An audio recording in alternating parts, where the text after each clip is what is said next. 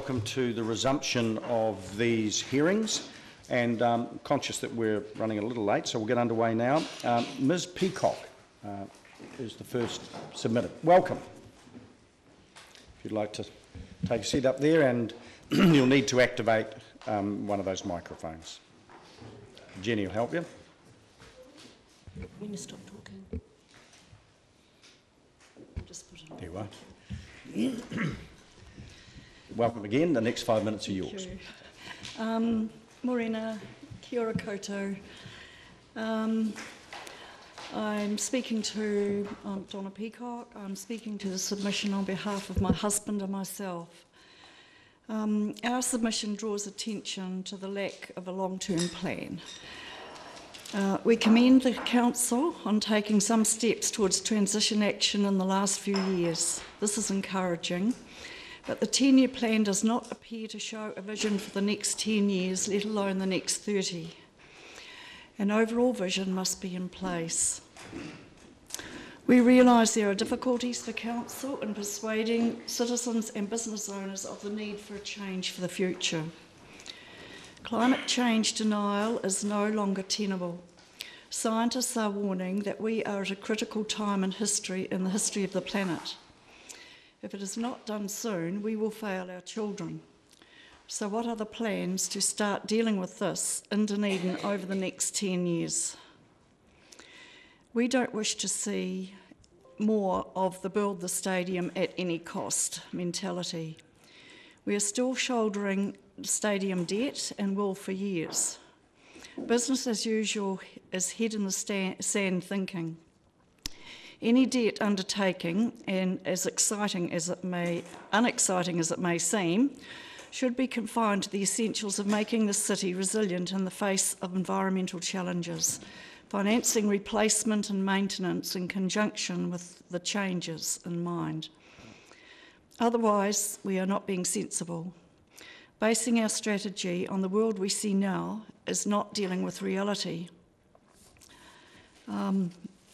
I see this in the paper recently, and it seems to me that this is more of a long-term vision than the vision to help rescue our city and our world for our children.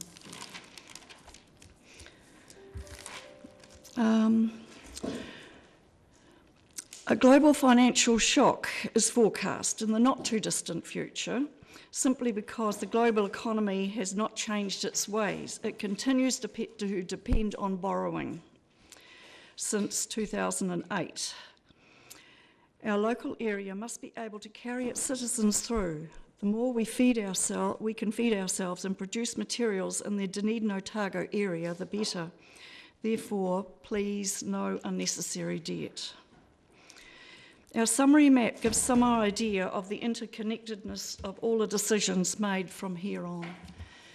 So, in other words, any decision we make for one particular area has to be seen in the context of all the rest in terms of moving forward in the next 30 years. We believe that establishing a Dunedin dollar would be one of the best and most important steps to a stronger economy in the Dunedin business sector. In our submission, it notes that there is an abundance of evidence that supplementary local economies develop a strong local economy from which all can benefit. I don't know how many councillors have looked into this area. I would encourage you to do so that you know exactly how it works and how Dunedin could benefit from that. I belong to a group that would be happy to help establish that in terms of visiting different businesses and helping get some foundation for this, because that would be one of the most necessary things to do. Businesses have to buy in or it won't work.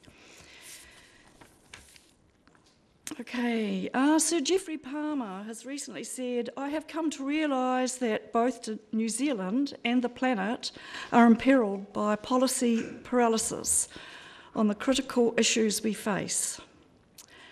And finally, I'd just like to suggest that on the 7th of May, Bill McKibben, who is the co-founder of 350.org, is visiting New Zealand, and there is to be a live screening from Auckland on Monday the 7th of May at 7 p.m. in the St David Street Lecture Theatre. It would be really wonderful to see some councillors come along and to extend their knowledge on the subject, and in particular, the topic of the talk, climate action acceleration. So if you don't know too much about this, I would really implore you to come along and just be informed about what we can do. I also do feel that we have a lot of experts within our, up here on the right, we have a lot of experts within our community who know a lot about many things to do with this. I feel that if we are wanting to consult, we should first of all consult these people and these groups, because there's a lot of knowledge there already. Having said that, of course, we may have to pay handsome sums for consultants, as we seem to have been doing over the last 20 years or so. But we need to look at all the ways of containing our debt. I have 11 grandchildren, and I'm very concerned for their future and for their generation.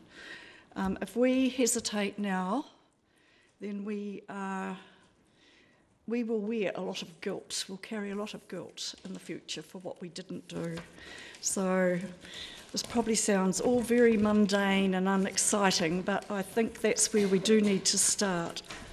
I implore the council to look at a 30-year plan, bottom here, 30-year vision, where we need to be in 10 years, where we need to be in 20, 30, 40, 50, whatever, 2050 to get to that zero carbon goal.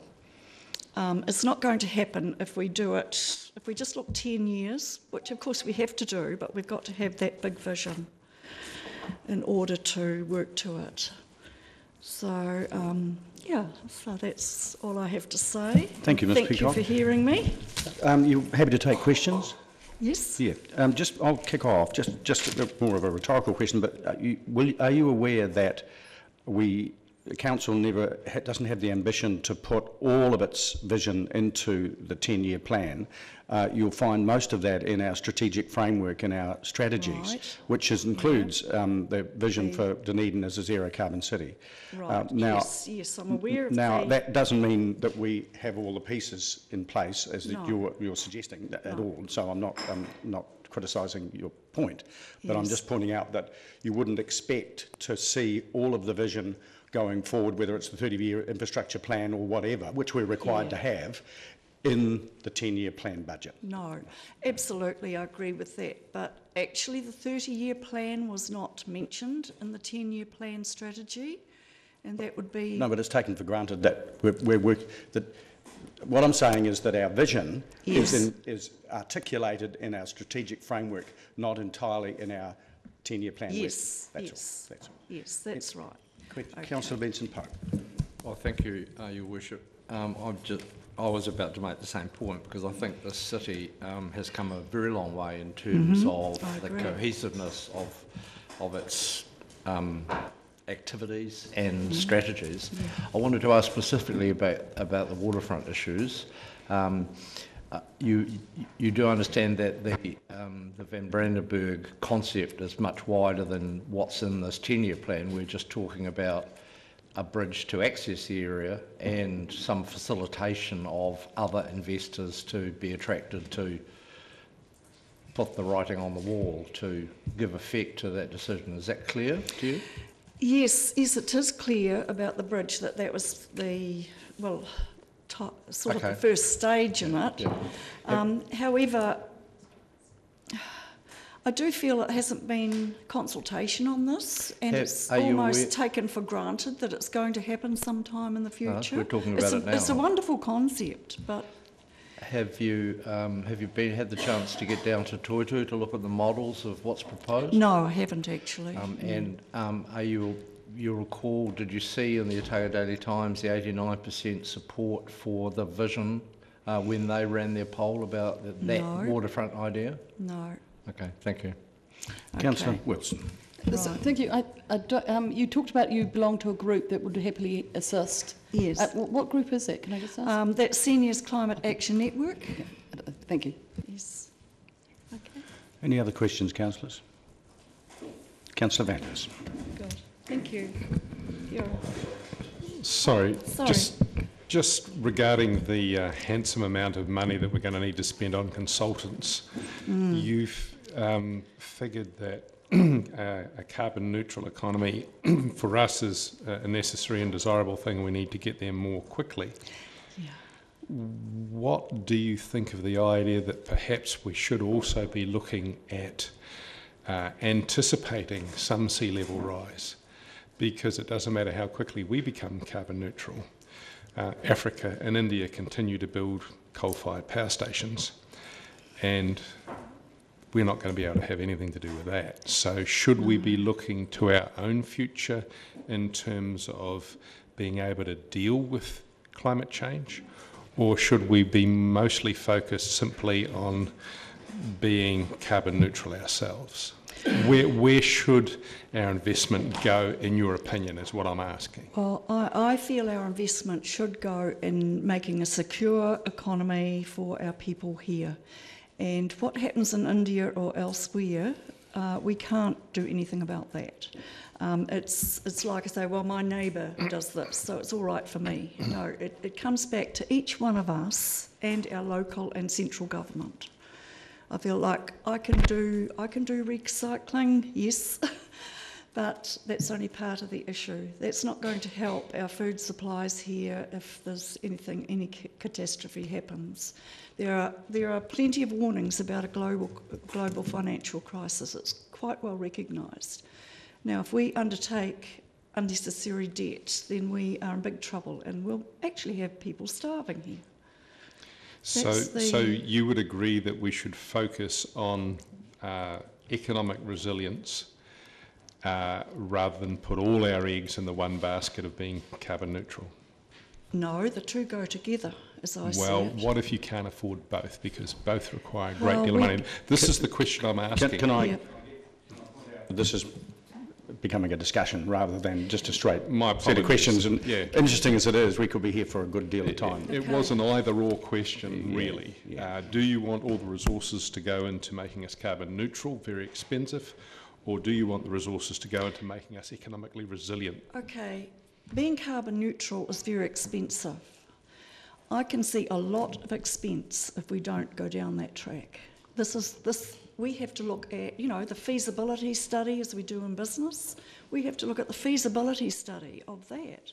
How much has climate change cost this country in just the last year with all the floods and a few years ago with South Dunedin? That all has to be taken into the accounting package, doesn't it? Thank you. Thank you. Thank you, Ms Peacock. Okay. Really appreciate your submission. Mr Waddell.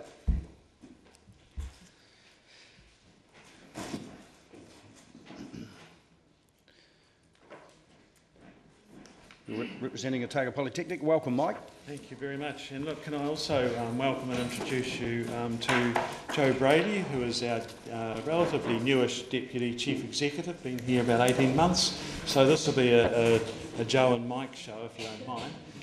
But it's lovely to be able to be here with you. So, Well, welcome to you both. look, thank you, and thanks for the opportunity to. So thank you for allowing us to be able to present to your 10-year plan. I think we're coming here saying that we're 100% supportive of the $20 million precinct development, and we'd just like to give you a little insight into Otago Polytechnic and why are we actually saying that and the benefits to the community. So Joe, I think you're going to do the piece. Okay, so absolutely. Thank you very much for the opportunity to respond to the city's 10-year plan. Obviously, we do acknowledge and give you our support for your substantial tertiary precinct development investment. We wholeheartedly support you on that, and we're really hoping that you might also support the Polytech in terms of the parallel investment that we have happening over the next 5 years with our own considerable investment around our campus development. So we're pretty excited about that and really just wanted the opportunity to table with you what that investment is going to look like and the facilities that we're looking to enhance over the next 5 years. So we start at the end of this year. We commence our campus development and we'll be starting with our engineering, trades and technology facility. We're also looking to relocate and reimagine our Te Punaka Awhia, our Maori Centre. And we actually believe that the new facility that will come out of that will actually be something that could be a publicly shared facility for the city, because we're looking at having some really fantastic cultural spaces within there. Sort of think Te Papa with their meeting house. That's the type of aim and that we have for that, so that's pretty exciting. And then beyond that, the next stage of our redevelopment will be with our creative arts precinct. We've got quite a lot of work to do in that area, but it's one of the, it's coming on stream about third in the queue. So we're really looking over the next 5 years at having some quite significant campus development work, value of around 80 million at this stage, signed off by our Polytechnic Council, and as I say, we start at the end of this year. So just to give you a bit of a snapshot about the Polytechnic and its contribution to the city, we commissioned last year an economic impact report from 2016, which was really interesting, and we can make that available for council. We think that we'd find some interesting reading and insights in there, but it showed that we have around about a $300 million contribution to the city through our activity. We are now just under 700 staff and over 8,000 students, and 57% of our students actually come from outside of the region. So we're really proud that we actually are attracting external learners to the city who are also then contributing and making a difference in Dunedin. And I think, Mike, you've got a little bit to talk about our student village, our new student village. Yes, so I think you'll be aware that we have opened that we have opened our new student village, Te Pā Tuhura, currently sitting at 231 students sitting in there. Our plan is that we want to build now 100 extra beds, so that is over and above the $80 million investment that is already spoken for, if you like, over the next 5 years. And we're finding that has been incredibly successful in terms of students, but I think the really nice thing about it is it also highlights our commitment to sustainability. It is the tallest and it is the largest wooden building in Australasia, and we want to go down that particular track. And what that's done is, of course, is built new skills into our own city. Talk to Naylor Love and talk to them about what they've learnt about construction of this type of technology has been fantastic. Fast to build, by the way, too, so we're very, very pleased with that. So we intend to keep building and we want to expand that. That will have an impact possibly on the bowling green that's sitting next door. We would like you to think about, well, what might that mean if there is going to be a development there? Realise that's a sensitive issue, but it's that sort of expansion that we're talking about from a student perspective, and we're getting very good feedback from students themselves. And then leading into sort of, I suppose, that 20 million plan, the opportunity of really that enhancement that seems to be coming out of the tertiary precinct is the fact that, you know, the opportunity for an arts trail that could come through there. I mean, most will be aware of the Dunedin School of Fine Art, oldest art school. You know, there is an opportunity to link to students, to staff, and to support such an opportunity for an arts trail. We believe that's sitting there. Logan Park, we think, is also a jewel in the crown of that whole area. I mean, it just keeps growing, and it's a fantastic facility. So any support there would be really, really welcomed, of course. The Otago Tennis Centre needs a revamp, and therefore, and I know our Sports Institute are interested in how can that enhance that particular facility and any redevelopment there. And of course, the Football South turf, which I know has got a bit of a challenge at the moment with some underground issues, but the more we can do there to support would be fantastic. And of course there is the good old challenge of car parking. It'll probably never go away. We want a pedestrian precinct and a pedestrian friendly campus. So we're thinking, you know, if there was an opportunity to rethink car parking and what might happen. I'm aware that some time ago some thinking was done around actually a car parking building, I think at the north end of the hockey turf, and it was going to be about a 3 or 4 level thing, and it actually had training facilities on top of the car park. So I mean, you could park, but there was a hockey turf, for instance, or a training turf. So a little bit of creative thinking about how could you use a facility not just for car parking but other sporting activity as well. We would certainly support that. Closing some streets we would support, you know, particularly around Harbour Terrace from St David to Union Street. And we're saying that because now that we've got 231 students living really Union Street and sort of on the corner of Harbour Terrace, we're getting a far more traffic going through right through campus and of course down to the stadium. So we're really, really keen to support, I suppose, integrating what we're doing with the campus precinct development. We think it's adding value to the city, and given that we're also adding value to the city too. But it does support a whole, you know, the requirement of supporting of a city-wide approach, I think, is what our approach is too. So I think, I mean, that's it. So we're really here to say, look, yeah, write the cheque, get on with it, and we'll be with you. Yes, indeed, yeah. Thank you. Councillor Benson-Pope. Thank you for your presentation. One of the things that's come up in discussions and questions about whatever the city might be contributing finally to the tertiary precinct is, well, what are the institutions themselves doing? So it's helpful to hear where you are. But for example, in line with the city's, you mentioned an art trail or some such, in line with the city's policy on public art and policy also on incorporating artistic elements and design elements into all our public infrastructure, would it be reasonable to expect that the Polytechnic and its students would be keen to be involved in both active-wise and also in terms of some sort of financial contribution in that sort of work? Yeah, I mean, well, first of all, the easy bit is yes for students and yes for staff. I mean, it's interesting. I mean, they're also now already contributing. I mean, we've got works of art, for instance, in the stadium. You know, you can go around there and students and staff works are actually, you'll find, sitting around there. So we're sort of starting to integrate that. So from a student staff perspective, they would welcome that very much. From a financial contribution, I would think we'd always want to look at it.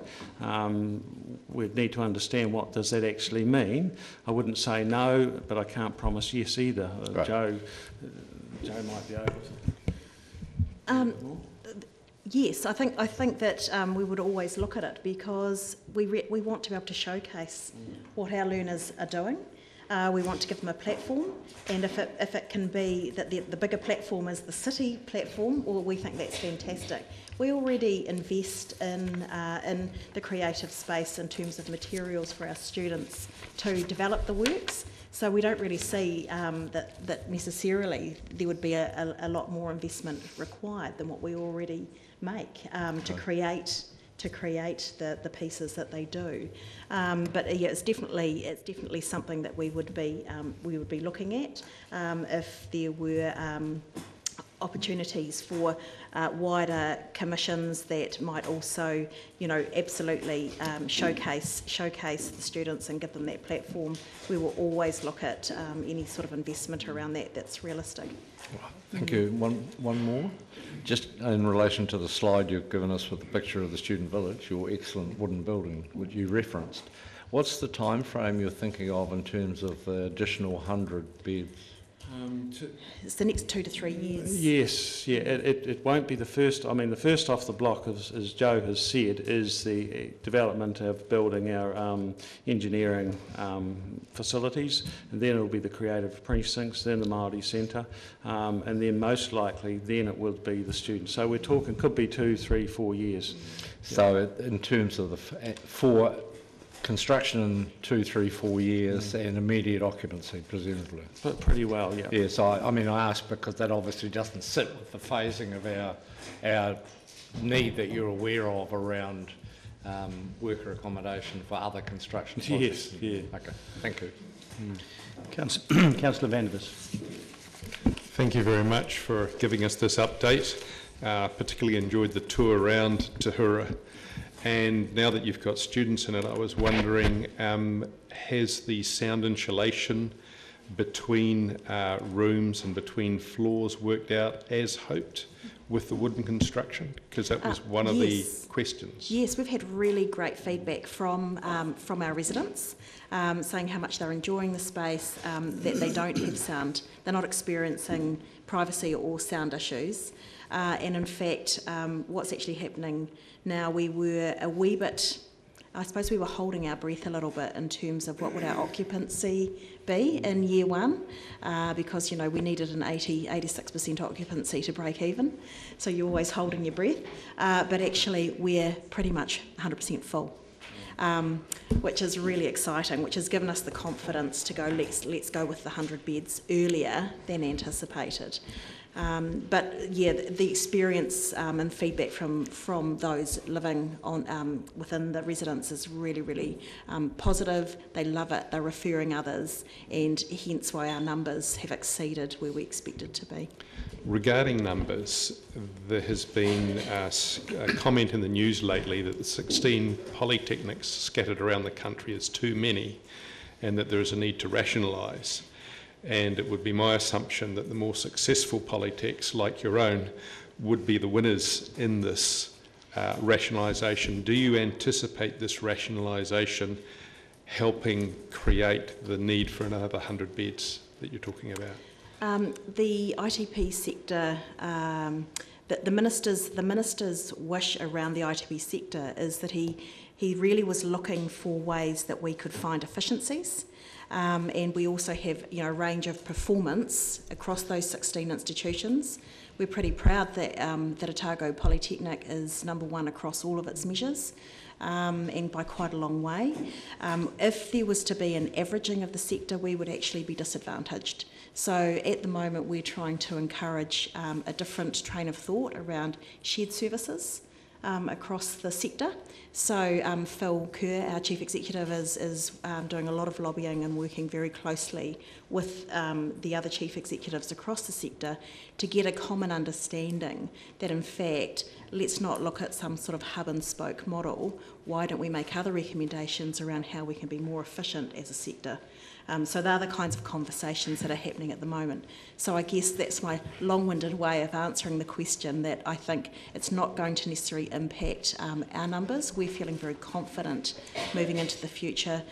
Government initiatives like fees free, whilst we haven't necessarily seen a big impact on that this year, we definitely applaud the notion around making education, tertiary education, accessible for all.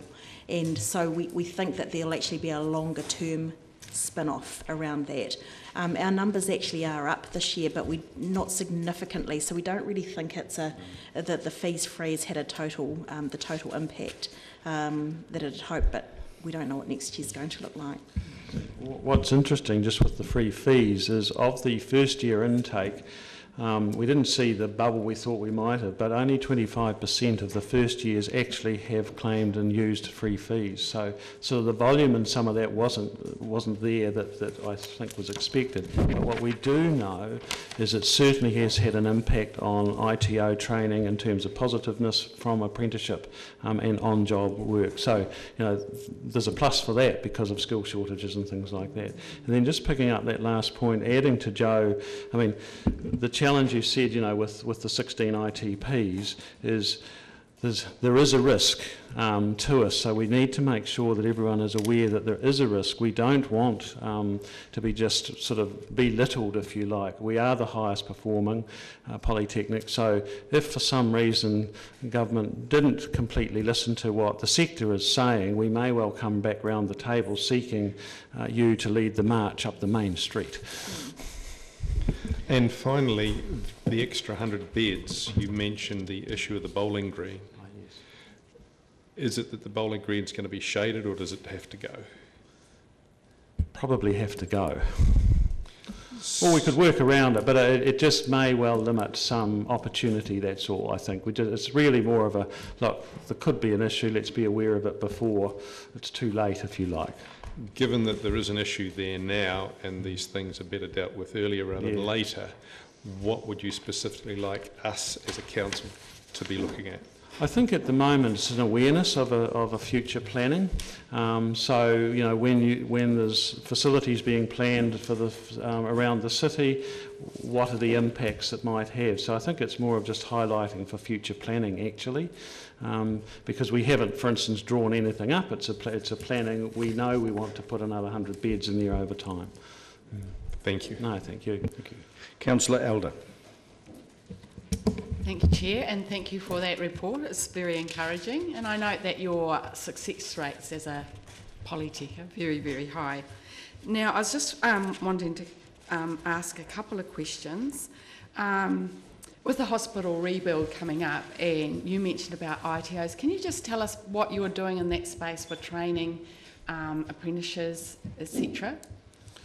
So from apprenticeship modelling, we're doing a lot in that space, working with ITOs and sometimes working independently of ITOs.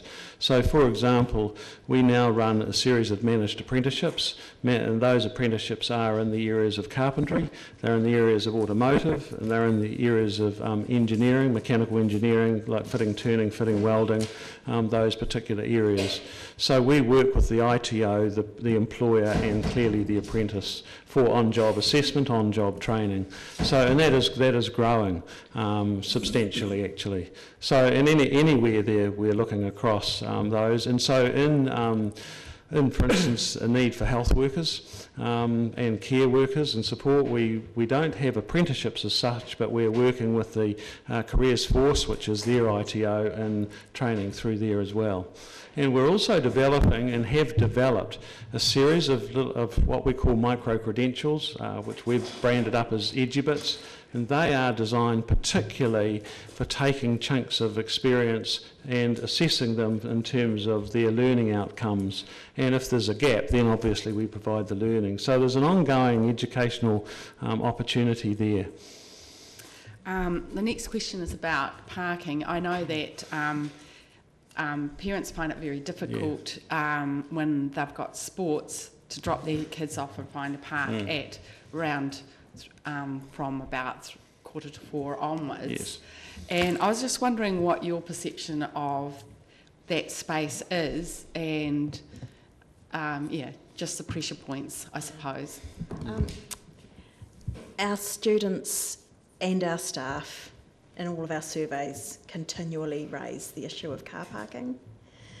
So we know it is an ongoing issue for everybody. And I guess that's why we were really keen to raise the potential of the need for some kind of parking solution in the precinct, whether it be a multi-level car parking building that would actually make a massive difference. So we know that it continues to be a pressure point for many of our stakeholders. So if that were the case, if there was some land found or whatever, would the Polytech be looking at investing in that building or creating that building? We would absolutely welcome a conversation around that opportunity, as would the university, I'm sure. It's something that we've all discussed previously, so it's definitely something that we'd be able to have a conversation around. So the university and the Polytech would be interested as a precinct for a multi-storey parky building, just to take the pressure off the street? I think we have to be careful that we can't expect the Polytech to speak for the university. No. I guess it was more around conversations in general, particularly with our property. Yeah, sure. Property teams. Yeah. Pressure point for everybody. Yeah. Oh, thank you for that. Councillor O'Malley. Thanks very much for coming here today. You mentioned, and I'm sort of going to follow up a little bit from Councillor Elder's last question, you mentioned things like parking and Logan Park. You'd be aware that the Logan Park redevelopment got basically, its funding has largely come back out of the 10-year plan, and that we are approaching a debt ceiling as we go through this 10-year plan. So my question to you is one I also posted to the university. As we are looking at George Street development, we're looking potentially asking for targeted rates for businesses that will seek a benefit from those upgrades of the streets. Could we, as remembering that we've already taken out Logan Park and we actually don't also have the Green Island landfill replacement in our long-term spending, that we probably have some expected spends in the future that we have, which we are going to have to fit under a very tight debt ceiling.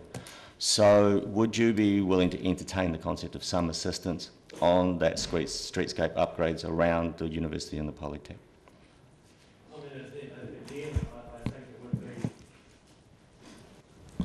I think it would be a conversation around that. I think, I mean, we need to obviously talk to our chief executive and our council around that. But I think what we're saying is we're really open, and that's part of the conversations that we need to have. Well, thank you, because that's more or less what I was hoping to hear today. I obviously can't speak today as the yes or no, but we are very conscious of the fact that we are heading into hitting our debt ceiling, and we know we've got some other spends out there. Yes, yeah. I'm just intrigued that you see car parking as a sustainable organisation that you've claimed you are, and we've seen great examples of that, yet you see car parking as the biggest issue. And I'm just going to ask, and I don't necessarily want a response now because I don't know that this is the right forum for it, but we've got a GPS, a government policy statement on transport to submit on by the 2nd of May. And part of that is a question of whether traffic management plans, which often include a rider of fringe benefit tax and various other things, if organisations sought that whether that is a better system for getting places like the university and yourselves, Polytech, to better manage transport so you have less cars and therefore don't need the for parking, but that often comes with the fringe benefit tax that maybe we need to be dealing with it in a different way. So can I ask, I'd really like to get some feedback for the 2nd of May, if possible, about better models for transport for your organisation that may actually preclude the need for car parking. And that's also whether park and ride and areas should be designated outside of the CBD. Because I'm just intrigued that that's your solution. Well, I suppose the challenge is just the reality. Students bring their cars, staff bring their cars, and we do have, we encourage park and ride, we encourage the use of buses. Pleasing to see actually the number of bikes that are now being used, doesn't matter where you live in the city. So that there is a trend going there, but I suppose this is about looking at reality. You know, tomorrow, we're just not going to get them off the streets tomorrow or the next day. Hopefully at some stage we will. The challenge, of course, will be, if we're going down car parking and car parking buildings, are we also going to have them so that we can plug cars in? You know, and this is, yeah, but there is the challenge. It mightn't be less cars, it might be just different fuel. Councillor Benson-Pope.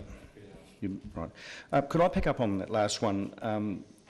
How, in terms of the need for a car parking building, whatever it might end up being turned into in 20 years' time, how close does it need to be? For instance, the car park at the stadium is an at-grade car park.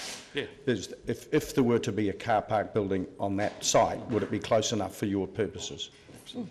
I mean, absolutely. I mean, we already lease car parks from the stadium right now. Right. So, you know, just put another 200 or 300 in there and absolutely. Right. My other question is quite different. I notice here you've had a 57% increase in international student enrolments from 2016 to 17. What proportion of that is Chinese? Around about 35, 36%. Of the 57% or of... Oh, sorry, no, I'm thinking of the whole. So that there's a 35% increase. Of about 1,200 students Right, would be so make up, around 35, 36. That's percent. considerable in one Yeah, year. yeah. So how important, you obviously have gone to a great deal of trouble and effort to recruit those students. Yes. How important is the City Polytech relationship in that effort?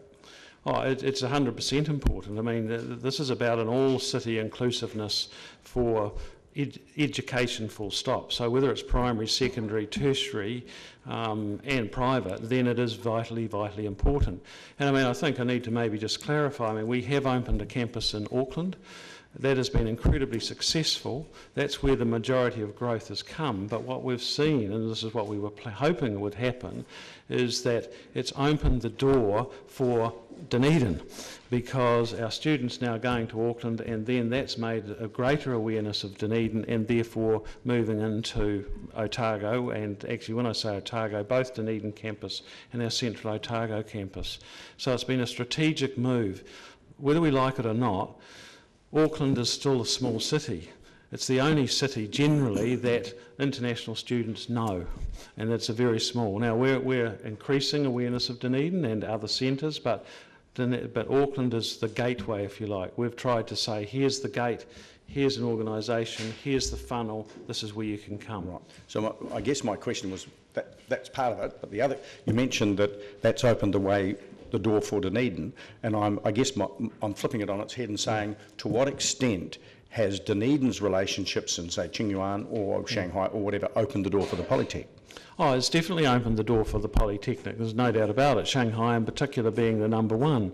But, you know, Qingyuan is another one, Guangdong is another one. So, you know, I mean, we keep, and Dalian, so... And the reality with China, of course, is that the sister city and the, I suppose, the political delegations that come and the willingness of this council to interact with them is very, very important. You can't underestimate that. There's just no doubt about it. Thank you. Councillor Gary. Good morning, Mike. I wondered if you could tell us a little bit more about your comment around an arts trail. I'm particularly interested in how you see that. I found that a very exciting note. That's a good question for a Monday. No, it's not Monday. It's what is today? Thursday morning. Well, I think we can see it in many ways. So it could well be in sculpture. It could well be in other visual buildings and what have you around there. You know, and I suppose we've sort of thought, well, what could it take us from the museum, for instance, sort of moving through the museum, moving through university part of the precinct, Polytechnic precinct, right down to the stadium. So this could be sculpture, it could be outside art of many, many forms, actually. So, I mean, I think it's almost open to ideas, and, you know, you throw that concept open to students in particular, I think you'll find they will wow it and wow us in terms of opportunity of what they would do. And I think the other beauty of having a student approach to it is that it would be forever changing. There's no reason why, you know, you could have an autumn series, you could have a spring series, you could be keeping changing sort of the mood, the feel, the walking, you know, what's the experience that we could actually create. Thank you very much. Thank you. No further questions. Thank you very much for your submission. Very stimulating. No, thank you. Yeah. Mr. Hamlin.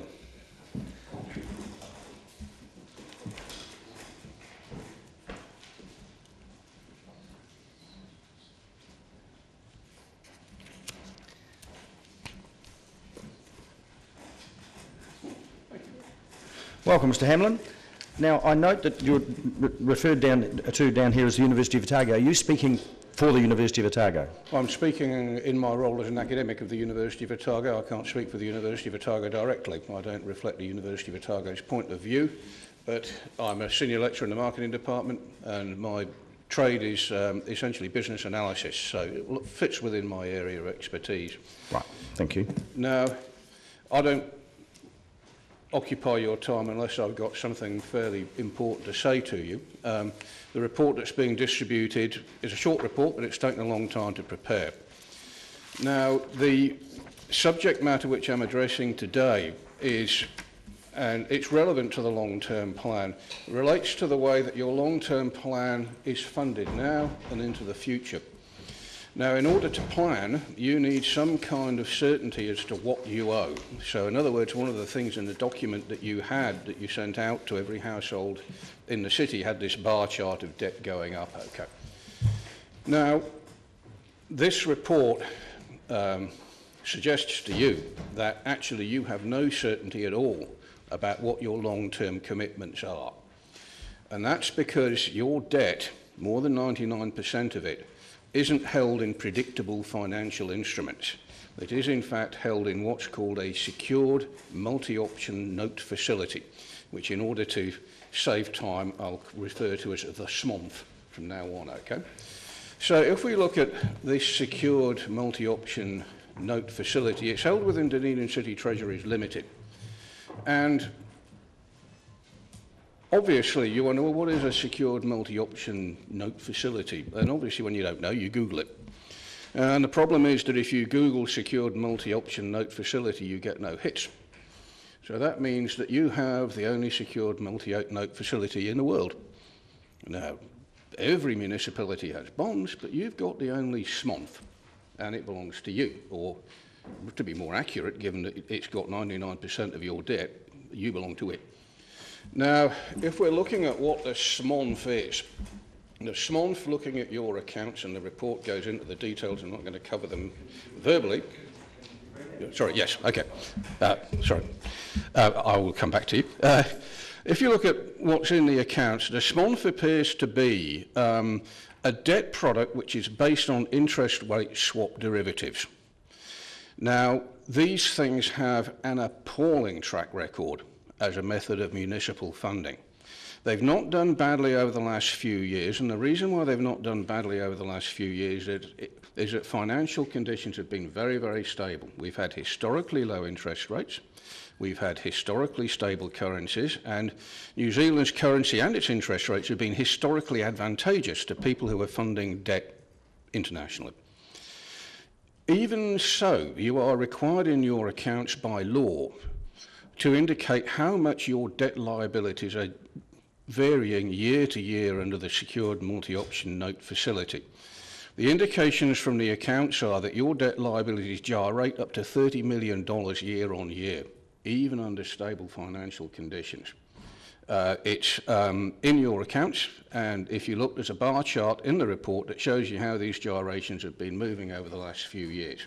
And those movements are very substantial. All in all, I think you have a serious problem here, and I'm not sure that you can plan because you simply cannot predict your debt.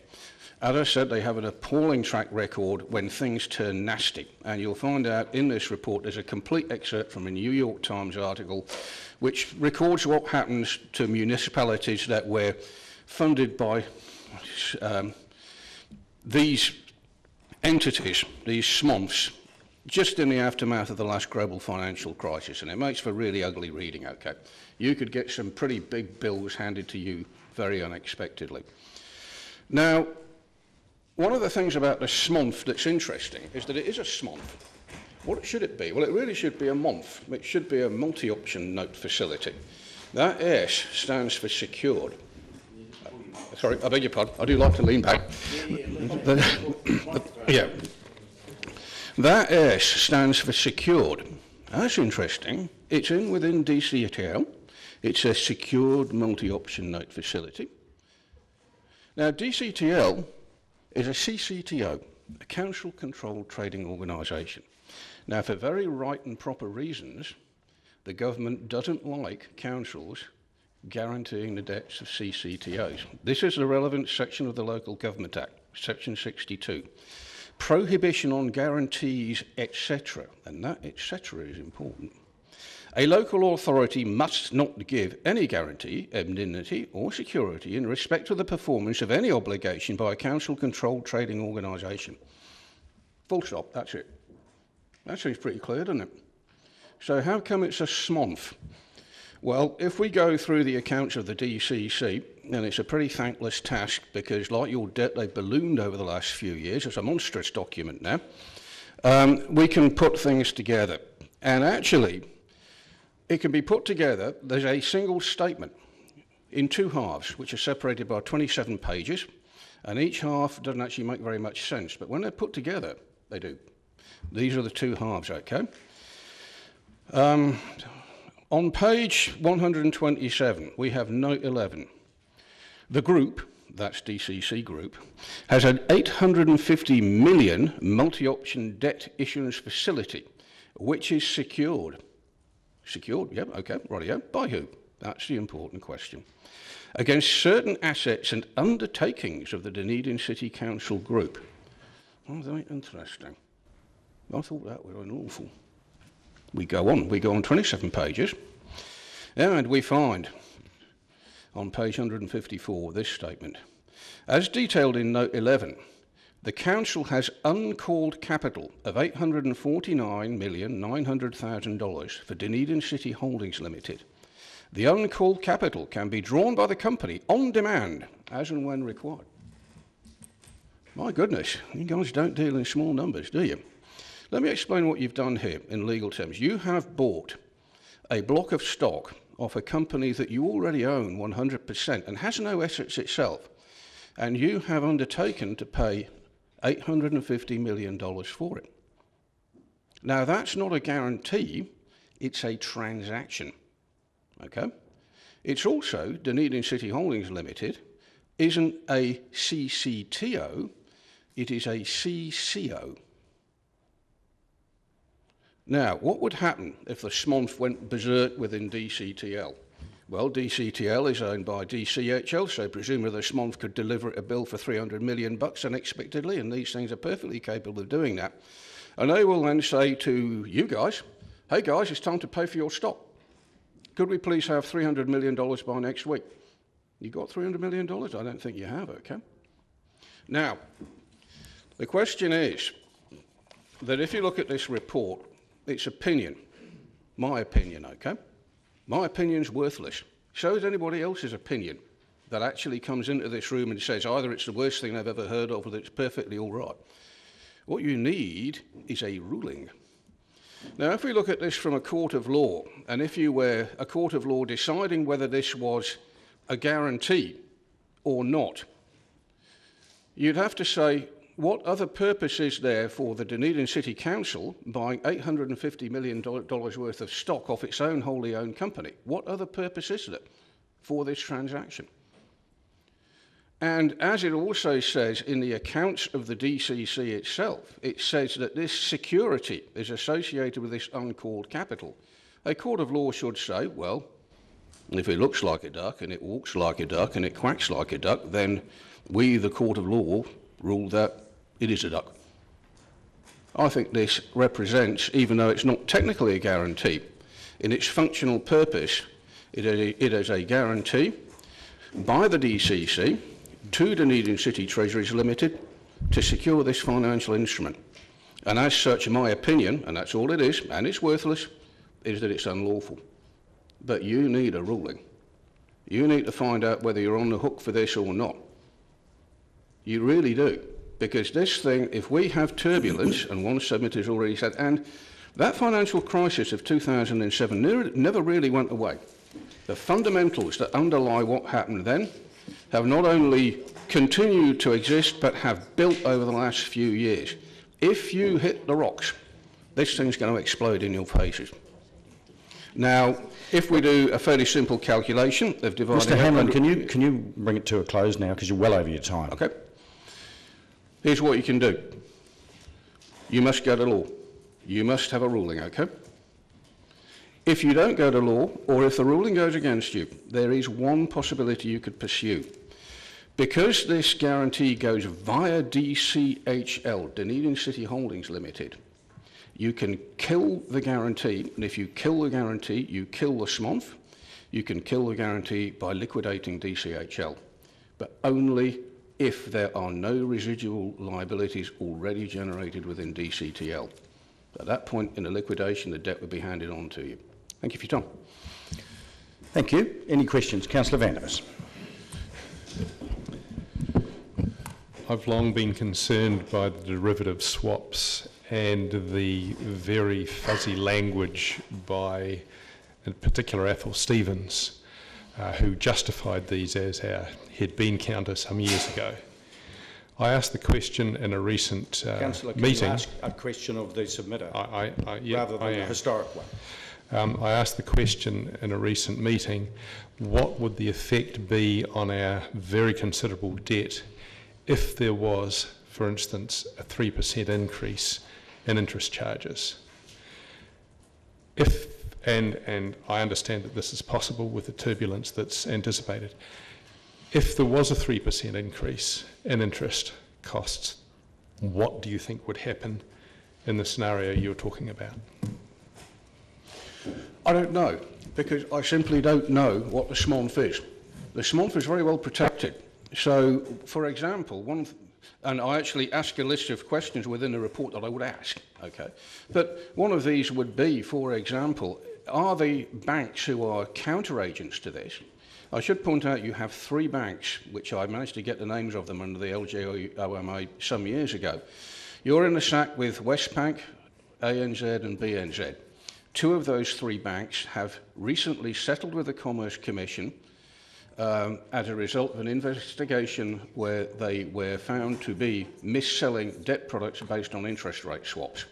So I don't know what that SMONF is, but one of the things that's possibly really critical here is, are the banks acting as counterparties? In other words, are you actually swapping just with banks? Or are they acting as agents within this situation? In which case, you might be swapping debt with Vapor Bank of the Cayman Islands, for all we know. One of the things that really causes problems with these interest rate swaps is if parties within the arrangement start to go under, because you then have, obviously, an arrangement where only one half of the party is still in existence. So the answer to your question, I haven't got a clue, but the indications would be that it could be pretty nasty. Thank you. Councillor Gary. Thank you, Your Worship. Thank you very much for your submission, and obviously you put a lot of work into it, Mr Hamlin. My question is, do you have any legal qualifications or financial qualifications? I just wanted clarification on that. I have an MBA from Indiana University, which is primarily in finance, and I've worked for quite a big consulting company, okay, but no, I'm not an accountant. Okay, thank you. Councillor O'Malley. This is a question actually for the CEO. I believe in our workshops as we were going through this that we were moving away from derivatives towards fixed term loans, so less exposed to movements in interest rates. Is that true? What the Treasury have been doing over the last 4 or 5 years is making a concerted effort to ensure that the debt is held over longer periods of time so that we have stability of interest rate, which means that it takes the peaks and troughs out of our interest rate. So if we were to go into another crisis, the averages on really good years, we're paying a bit more, but when things go really bad, we don't get subject to those huge swings in the international market. So we've been doing that. I don't know the proportion that's in that's in the various aspects, and I went to get Richard, but unfortunately he's on holiday. So we will take this submission from Mr Hallen, and Richard will answer each of these points in turn and come back to all councillors about it, as well as in his answer to Mr Hemman. I'd just like to make one point here. Interest rate swaps are, the size of the swap is generally determined by what's called notional capital. So if you write the arrangement carefully, and once again, I don't know whether this arrangement has been written carefully, that notional capital never changes hands, okay? But it does give an indication of the size of the arrangement. Now, last reporting period, before the one which this analysis is based on, the old SMONF had got $624 million worth of notional capital in it. In a year, it had grown to $790 million, which suggests to me that that thing's getting bigger, not smaller. So therefore, you're suggesting there is a variable component in there, which is something that we wouldn't have control over and then be sensitive to changes in the international environment. So I guess that would be my question to the CEO, is can we have clarification on that point? And then one other question, the auditors looked at our long-term plan. Did they look at the structures of our debt when they look at the long-term plan? They do, but I don't know if they have thought of the issues that Mr Hamlin's thought of. So I can't answer So Mr that. Hamlin's raised some interesting points that we should probably look at. We will look at them. I mean, I've already said to you we will come back with a thank you. report that addresses every one of the allegations or the concerns that he has. Mr Hamlin, thank you very much for your submission. Okay, thank you.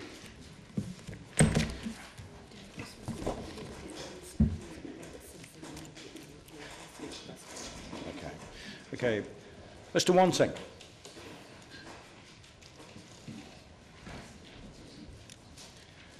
Welcome. Sorry to keep you waiting. My son was expecting me back at 9:45, so he'll be wondering where I am.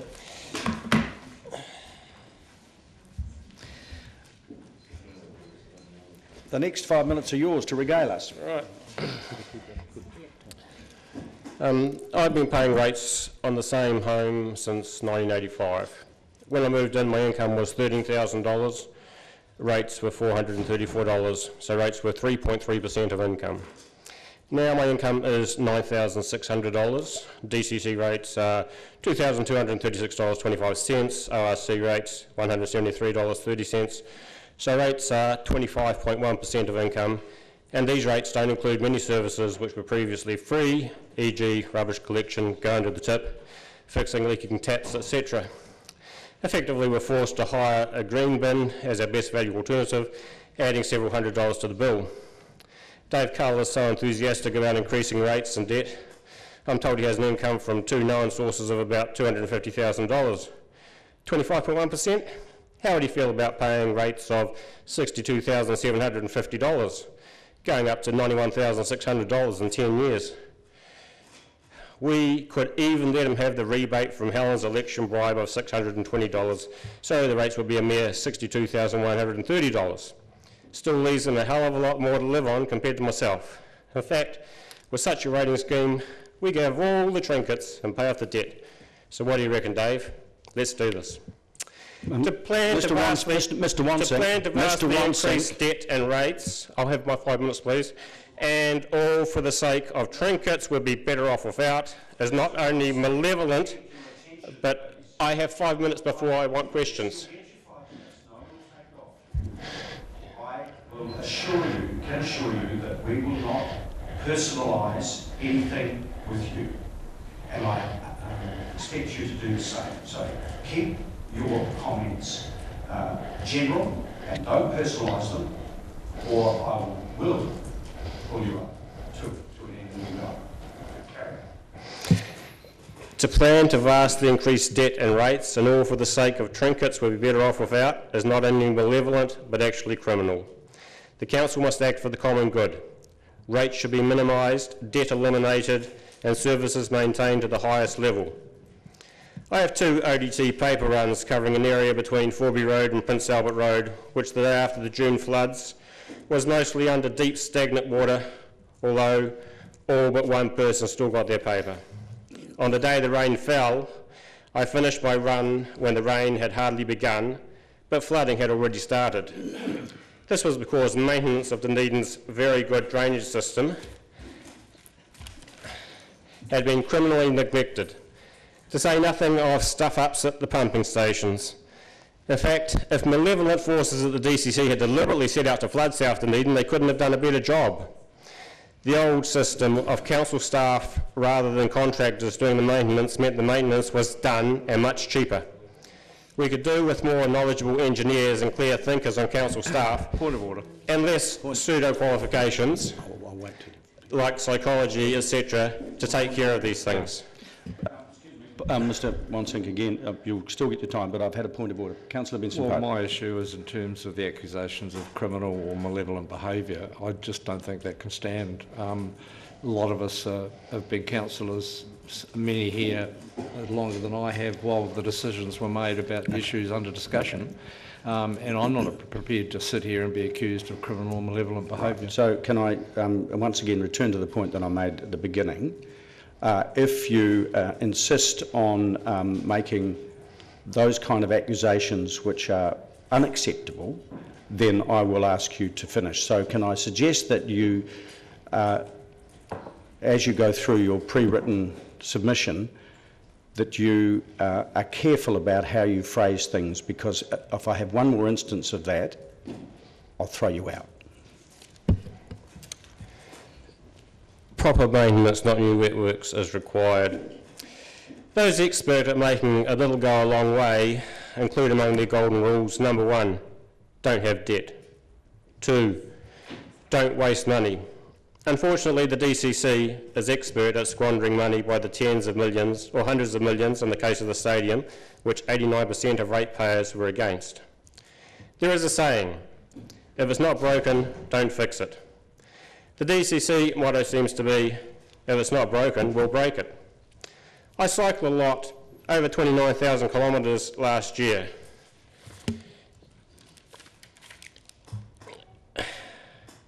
And DCC cycle lane initiatives clearly illustrate this motto. 1. State Highway 1 cycleways are now unusable for an old cyclist like myself, who would normally ride at 40 to 50 kilometres an hour on State Highway 1. The old ones were fine, and the DCC is partially responsible for these. 2. Portobello Road, which I use all the time, was much safer for cyclists when it was a very quiet, 2 lanes in both direction road, before a huge sum was spent to eventually arrive at the present unsatisfactory arrangement. 3. The roundabout at the end of Forbury Road, I'll read that one later. 4. Cootrie Street, a lovely wide street, entirely safe for cyclists, has been stuffed up and made dangerous at both ends. 5. The intersection of Moreau and Richardson Street, both lovely wide streets for cyclists, has been stuffed up by wide protrusions, resulting to date in a motorcyclist being taken out by a bus. The entire South Dunedin cycle network is ruining heaps of other roads, and I, like the vast majority of cyclists, will never use it. Portsmouth Drive is okay, but the surface is very poor. St Leonard's cycle lane is of a good standard, but frequently rendered dangerous by careless pedestrians who have no qualms about blocking the entire width of the lane. An accident waiting to happen. In truth, pedestrians, particularly one with dogs, and cyclists is not a good mix. The roundabout at the end of Forbury Road is a disaster. Previously, I've ridden through that intersection up to 70 times in one day. Now it is so bad and dangerous I follow other routes. In summary, my advice for the DCC for the next 10 years is: 1. Repay all debt. 2. Reduce rates. 3. Stop squandering tens of millions of dollars ruining perfectly good things. 4. Don't pay a contractor $1 million to do a job you could do better yourself for $100,000. 5. Let people want to build Mickey Mouse bridges and such like, raise the money for it themselves, just like the old stadium on Victoria Road was once built debt-free by fundraising. Thank you very much. Are you happy to take questions? And also, here's an example. Are you happy to take questions? No. Then here's an example. Thank you for your submission. Of another stuff up by the DCC on the front page the next of today's paper. submitter is Mr. Perry.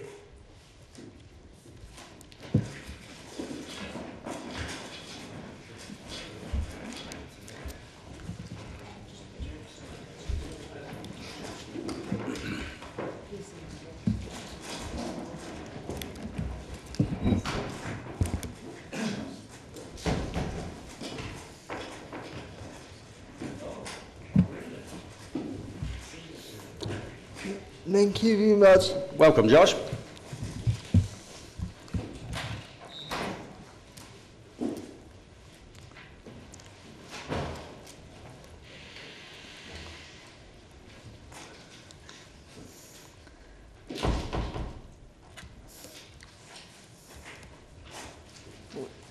Where are we?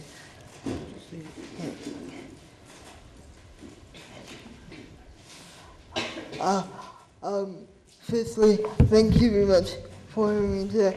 I just want to quickly talk to you about the fact that there needs to be more accessible initiatives around the city, particularly when it comes to swimming pools, accessibility, and all that stuff. I support the $60 million when it comes to the where are we? When it comes to the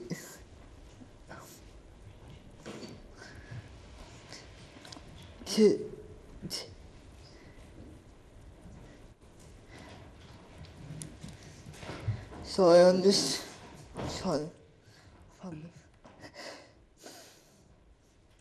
the figures.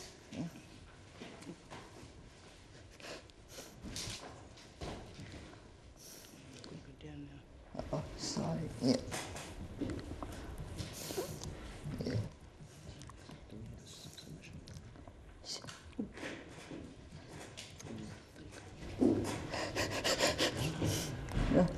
Yeah.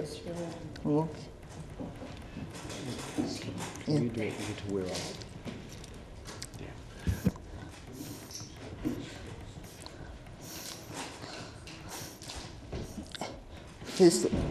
Firstly, I support the $55 million when it comes to more investment in the central city.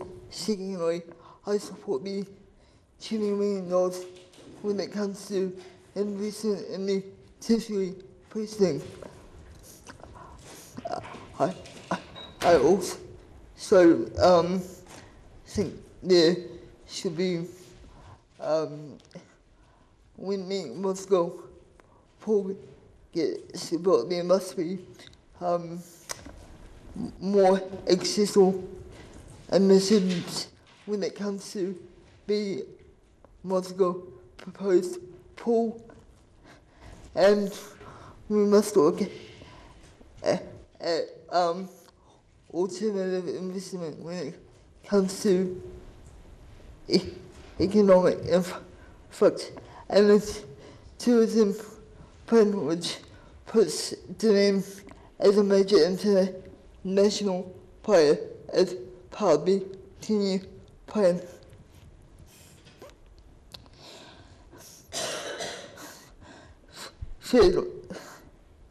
Thirdly, I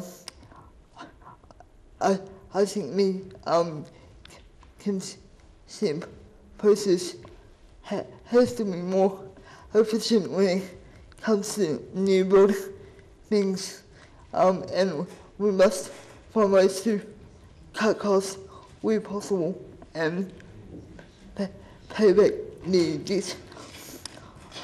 I don't support the LEDs proposed in the 10-year plan.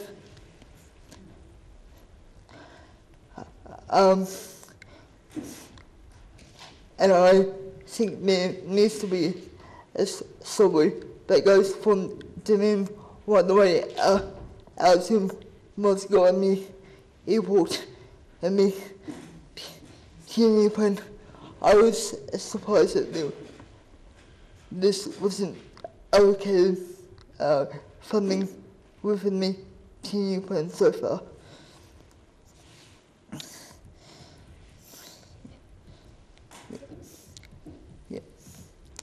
The debt and financial assets of the DCC, I believe, must be sold in order to pay back the debt over the next 10 years.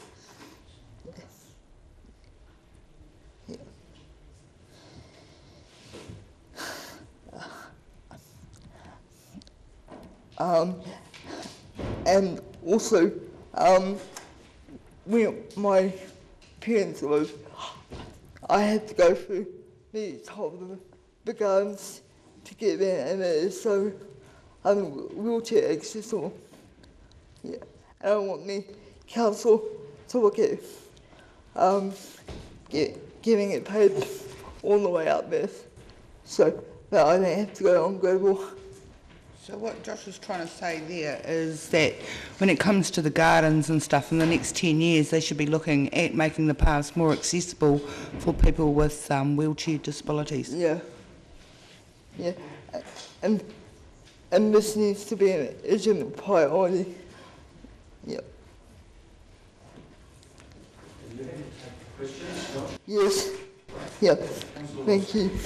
Look, I'm noting your written one submission that you're against the Peninsula project, and I just wanted to check that you understood it in the same way that we understand the Peninsula project, which is a project to make the roads safer so that the tourism, the people going out there for the tourist product are safer as well, and it will make the tourism product better. So that, there seemed to be a disconnect. You want tourism development, but you didn't want that project, which surprised me. I just felt like it would cost too much over the 10-year period. Yeah. Okay, that's been in the plan. Okay, thank you. Yeah. Thanks, Josh, for your submission. To the point of the stuff like the curb cuts and the like that, would you be willing to work with the Disabled People's Assembly in trying to set up a repository for all requests for those kind of things, so then they can be put into one place and transport receive them at one point? Thanks. And to your point about light rail out to Mosgiel, the GPS, the government policy statement on transport, is seeking submissions right now, and it would be actually assistance to us that if you want that, that's actually a Kiwi Rail NZTA combo spend out there. So I'm imploring you to actually submit to the GPS. Yeah. Cool. Councillor Gary. Thank you, Your Worship. Thank you, Josh, for your submission. Just to clarify further my colleague's question around mobility access, there's a proposal, I understand, for an access alliance. Is that the kind of thing, kind of pathway that you would consider to be useful, all of the groupings of people concerned with access to be helpful to getting the right result? Kind of, but I will think there also needs to be private access or initiatives done by the city when it comes to public tours, stuff like that. Yeah. Thank you. No further questions. Josh, thank you very much for your submission, and we have it written as we have your written submission as well to clarify any of the points. So thank you for that. Yeah. Thank you. Mr. Dowden.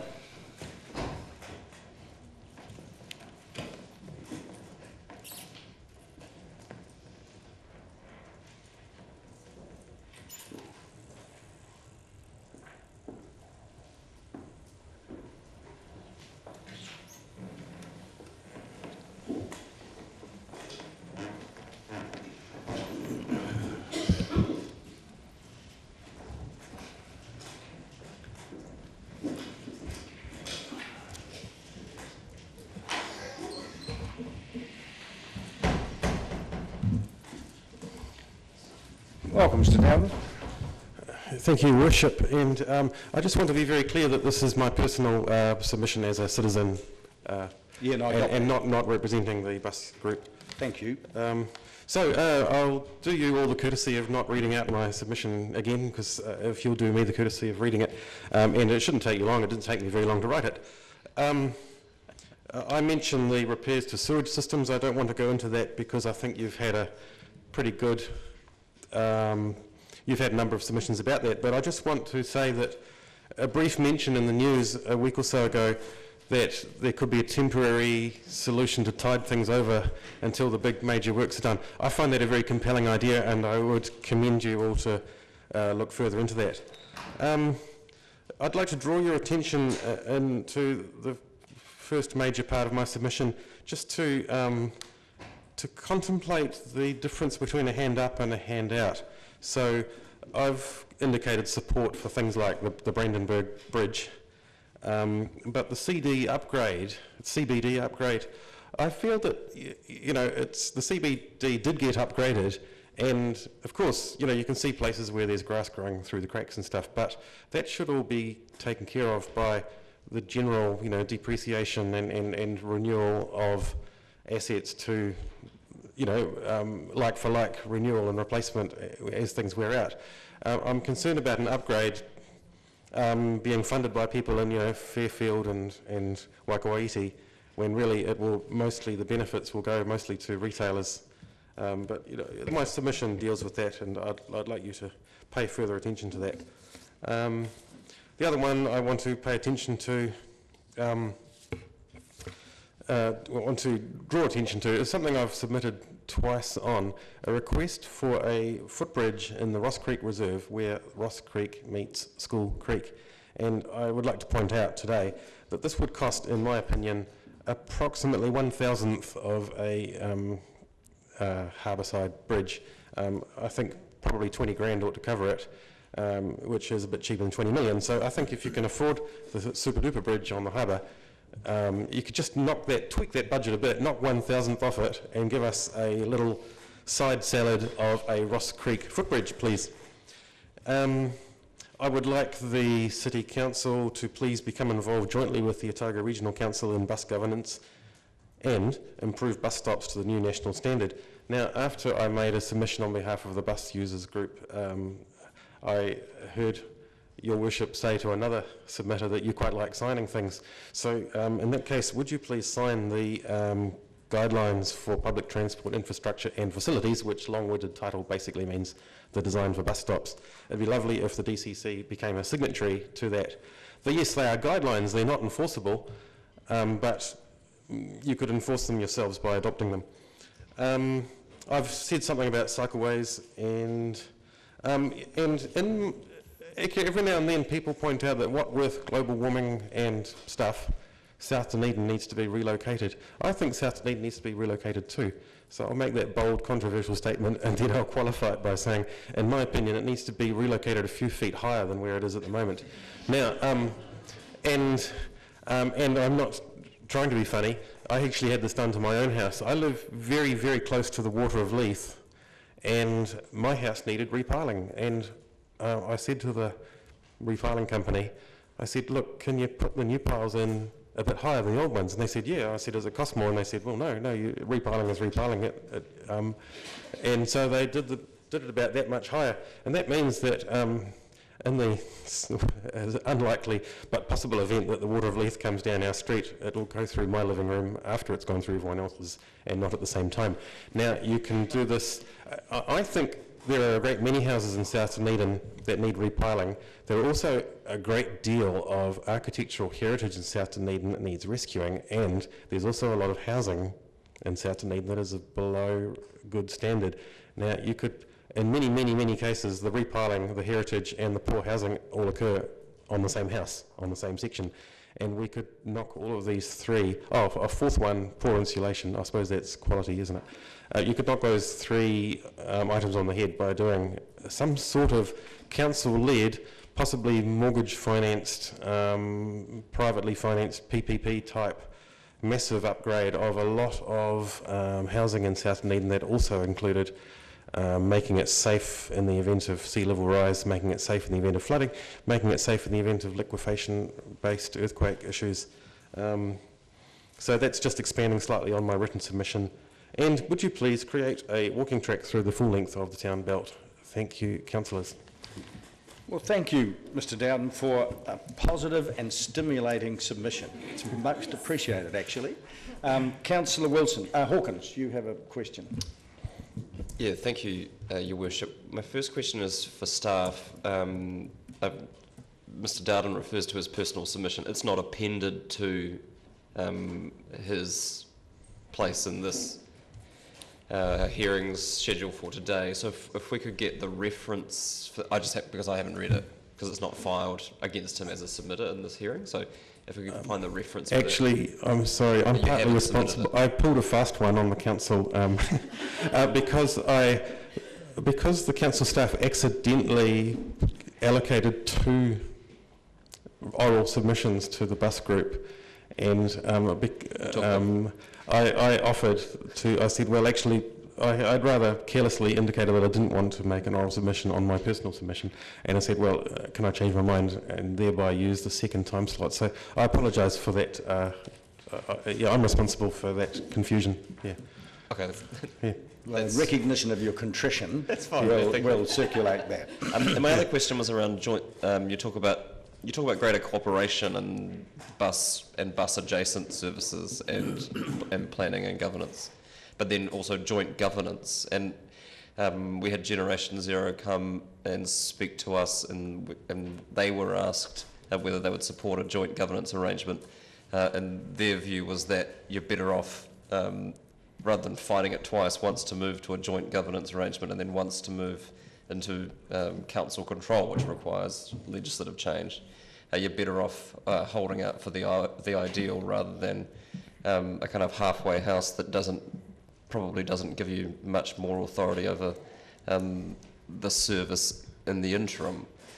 So just as to whether you've considered what the longer term implications are of a step change approach into getting to where you ultimately feel we need to go?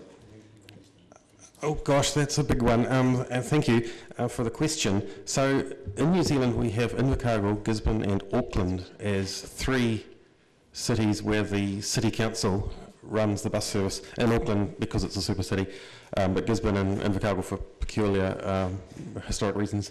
And I think that those 3 cities gain benefit from that. From a much closer tie-in with the roading authority, which is normally the city council, and the transport authority, which is normally the regional council. So yeah, of course. But you know, as a public transport advocate, I'm looking around for what works rather than making a personal stake in the model. So in other words, I see big improvements in Queenstown that are happening quite rapidly with cooperation there. That will do for now for me, but I think that Generation Zero were making quite a good point, and I suppose I'd say, well, either way, we'll have a better bus service, and I'll let you people decide. Councillor van der Bus. Thank you very much for your submission. I'm particularly interested in your view of moving south Dunedin, and was wondering, rather than moving south Dunedin upwards, have you considered the Dutch option of permanently moving the water table downwards using competent pump technology? Yeah, sure, and yeah, why not? And I would say in that case, whatever's cheaper. But if the houses need repiling anyway, even our intelligent friends, the Dutch, would appreciate the logic of putting in slightly taller piles. No doubt, and I would agree. But have you considered that, in fact, there are a great many buildings, all your tilt slab commercials, etc., that cannot be repiled in South Dunedin? Yeah, they're quite right. And do you realise that 60% of the Dutch population live below sea level, many of them 5 metres below, and have done so for many, many years now?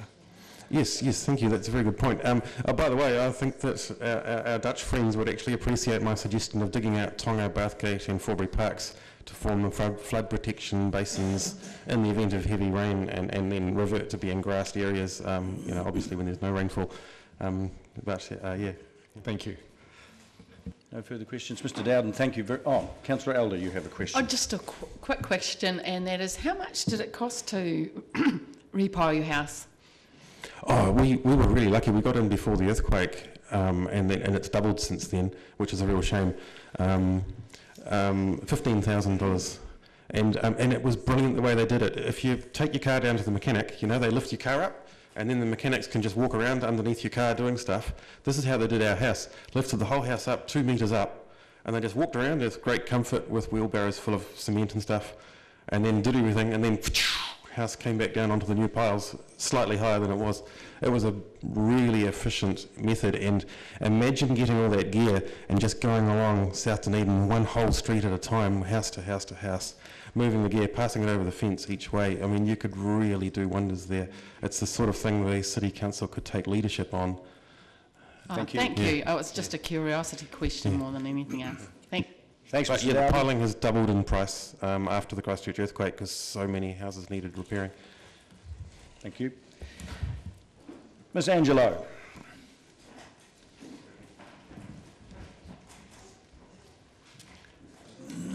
For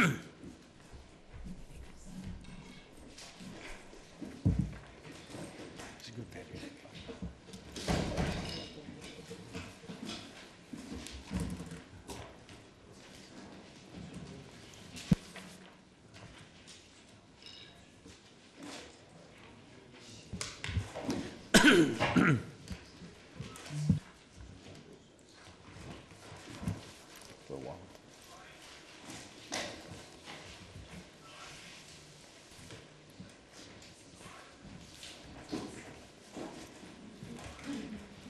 Welcome.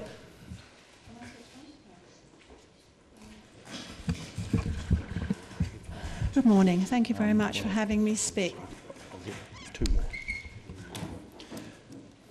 This one? Just before you start, Yes. I'm just appreciating that we're running behind and there are, Yes. and it's not your problem, and that there are submitters waiting. And my intention is to get through the submitters that were scheduled prior to the break that we were going to have at 10:30. So we've got two more submitters after this, Ms Scott and Ms McKinley, and then we will take a break. So just for those of you who are waiting, some of you, if you're scheduled after that, you may have a bit more of a wait, but that we will be taking a break at that point. Sorry. Please carry on. Thank you. The image is not very large. Can I enlarge it in some way? Oh. Can the image be enlarged? Okay. Thank you. That one. I wonder if we could even put the lights down a little. That would help a bit. No, slide it up. Ah. Oh. Will they all go there? Have I got to do them each time? We just got a bigger rates area. That's great. Okay, thank you. Well, I realise I'm not going to be able to cover my whole presentation, so I will be brief on the first part. The most important part is at the end. I'm Ms Angelo from Arthur Street Neighbourhood Support, Pedestrian Action Network, and Dunedin EV Group, Electric Vehicle Group, who are speaking later. City Rise Up is the major organisation which Meg Davidson and I founded, and our concerns are, it's really concerned citizens working to smarten up Dunedin's inner suburbs, protect its heritage, and safeguard the well-being of residents. We have not formed an association or a trust. We have followers of 350 people on our Facebook, and often they reach about 1,500 to 2,000 people, so it's an informal group, but we felt we should be better to put our energies into action rather than meetings. First of all, the support for the DCC projects. This is a personal thought, I really love the Van Brandenburg Harbour. I think it's fantastic. Despite our love of heritage buildings, I think this would really make Dunedin. But of course, the sticking point is the cost and the site of the pedestrian bridge. I would really like to see the harbour opened up. I have done for years. But you can't expect the small population of Dunedin to pay for it from rates. I think the stakeholders should be approached to share costs and a commercial public funds be sought. Any bridge to be sited away from the heritage buildings on the corner of Friat Street.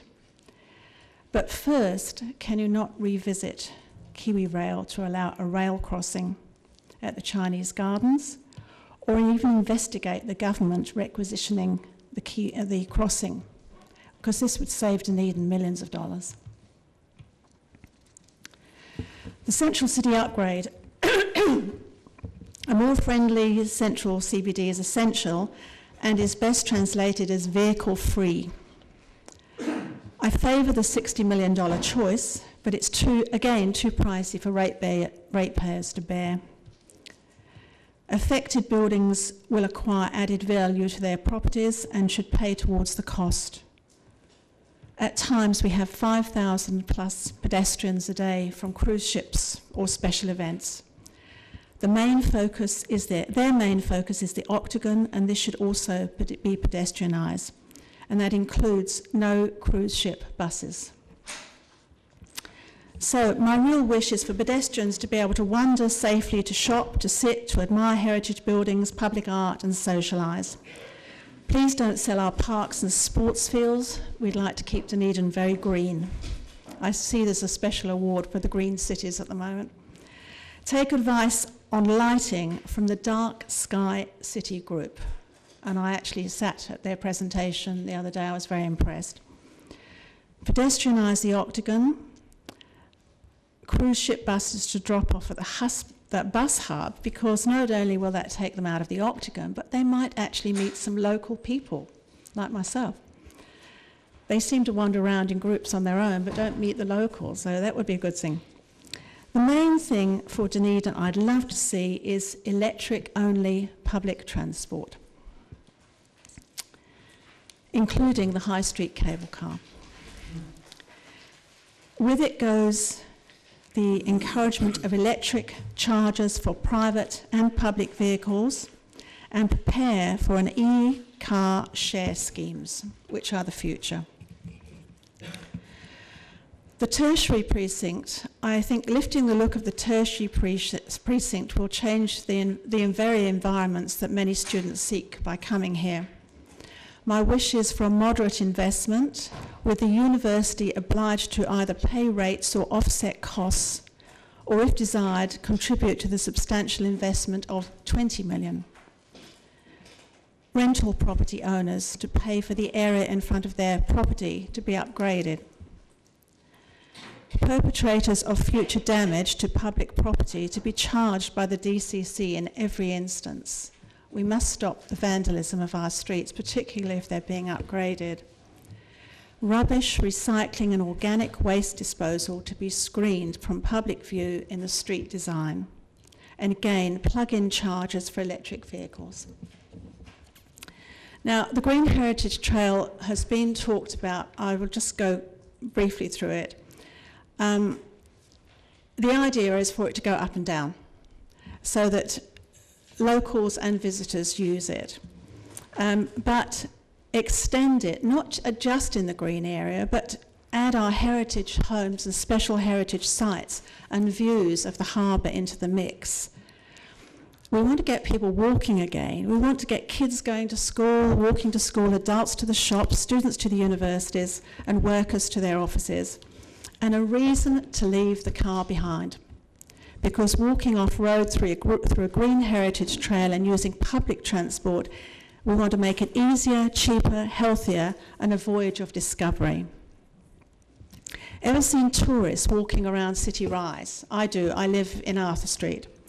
They're taking pictures of the Catholic Cathedral, the Priory, the early cottages and the houses, the Sunday school, Otago Boys High, the plants, the birds, and the harbour view. They love it because this is the original heart of Dunedin and it's unique. Glass high-rises are not. This is the charm of Dunedin and we should enhance and promote them. Add to this 5,000 plus cruise ship passengers without cars for the day and looking for some exercise and some exploration, and it could happen. I really believe that. They can get electric vehicles up and walk their way back to the city. It really expands what Dunedin's got. Ms Angelo, can I, if you've gone well over 5 I will minutes, have so to, can you just I will sum chop up? out things. Okay, I'll chop out a few things which can be read. Public transport, I think I can say that I've had a lot to do with the Otago Regional Council. I could tell you a lot about the process. It's been unsuccessful. We have lost our service in Canongate and it's now down to 1 hourly service from Balnow's. We would like the public transport to be taken over by the DCC. We'd also like electric buses and we would like an electric public transport to the airport. Now, smart city without costing millions. Look, Ms Angelo, I note that your written submission, which I have in front of me, is really comprehensive. So Right. You're actually repeating what we've already... I do have to talk about organic waste, but I'm not sure how to get to the next image. I think it's this one here. Well, look, There you've we got another minute to sum up, but please, we have to move on. Well, I do believe others have had longer, and I'm trying not to be long, so I'll cut it out. Organic waste collection is essential in any smart city. I've heard the word smart used in conjunction with gigabytes and business hubs and a university, but we think smart also relates to the environment, and it's very, very important that we have a smart city.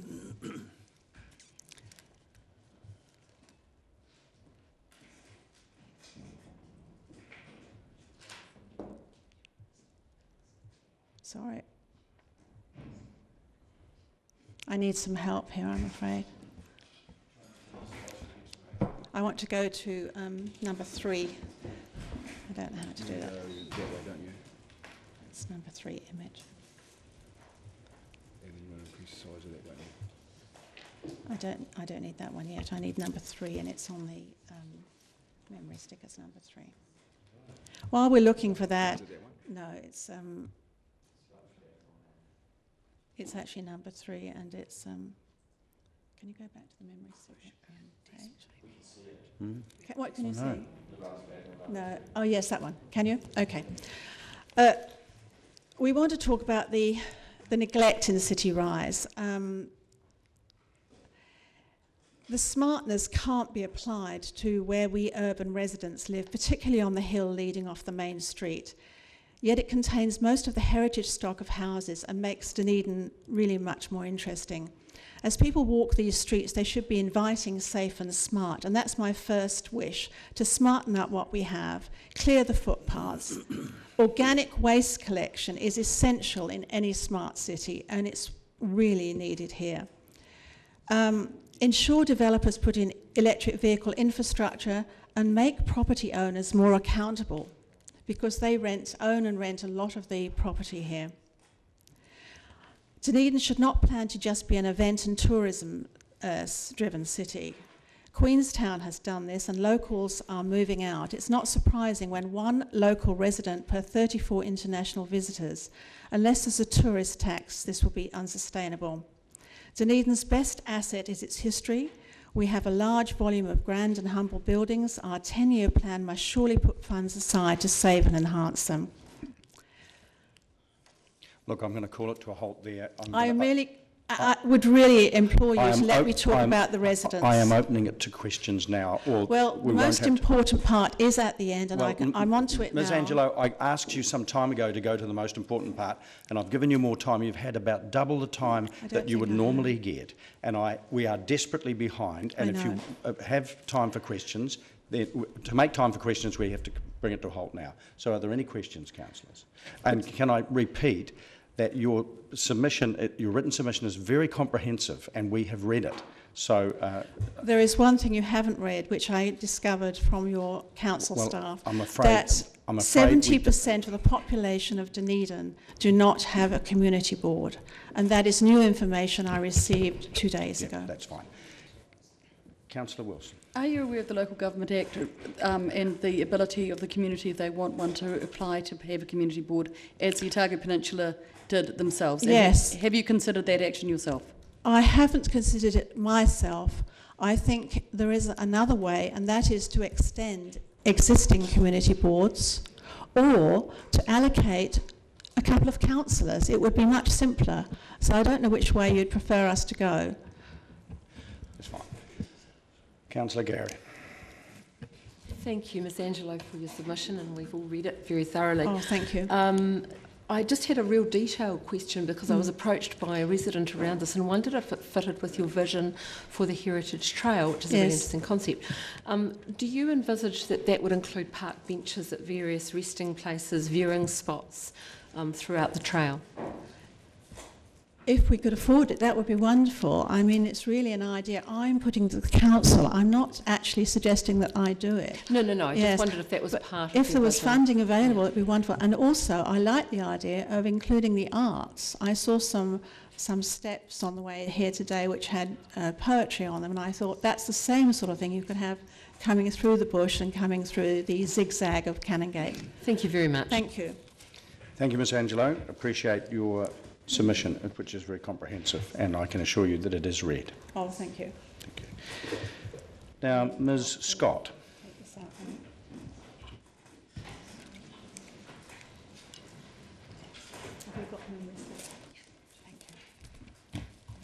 Thank you for your help, even if it didn't work out as I expected.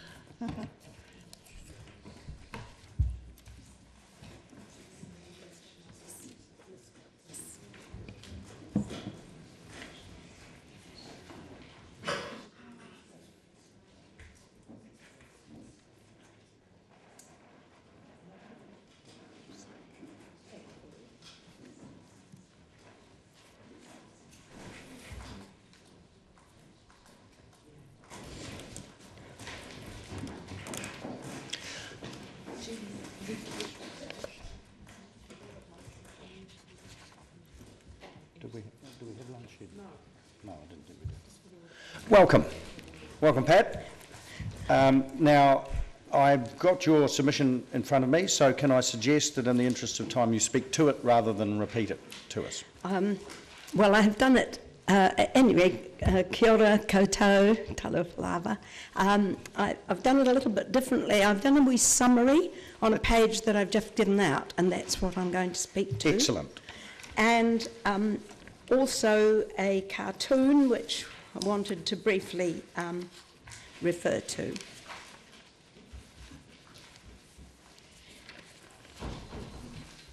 This submission is on behalf of the Seniors Climate Action Network, and so it isn't my submission personally. I have with me Donna Peacock and Neil James, who will also say a little bit. Welcome to you both. The 10-year plan is an opportunity to look for a vision and to look ahead rather than to just have a number of projects. So we haven't looked at individual projects as put out in the plan because we believe that this 10 years, the next 10 years is particularly urgent in what we as a country and as a city have in front of us.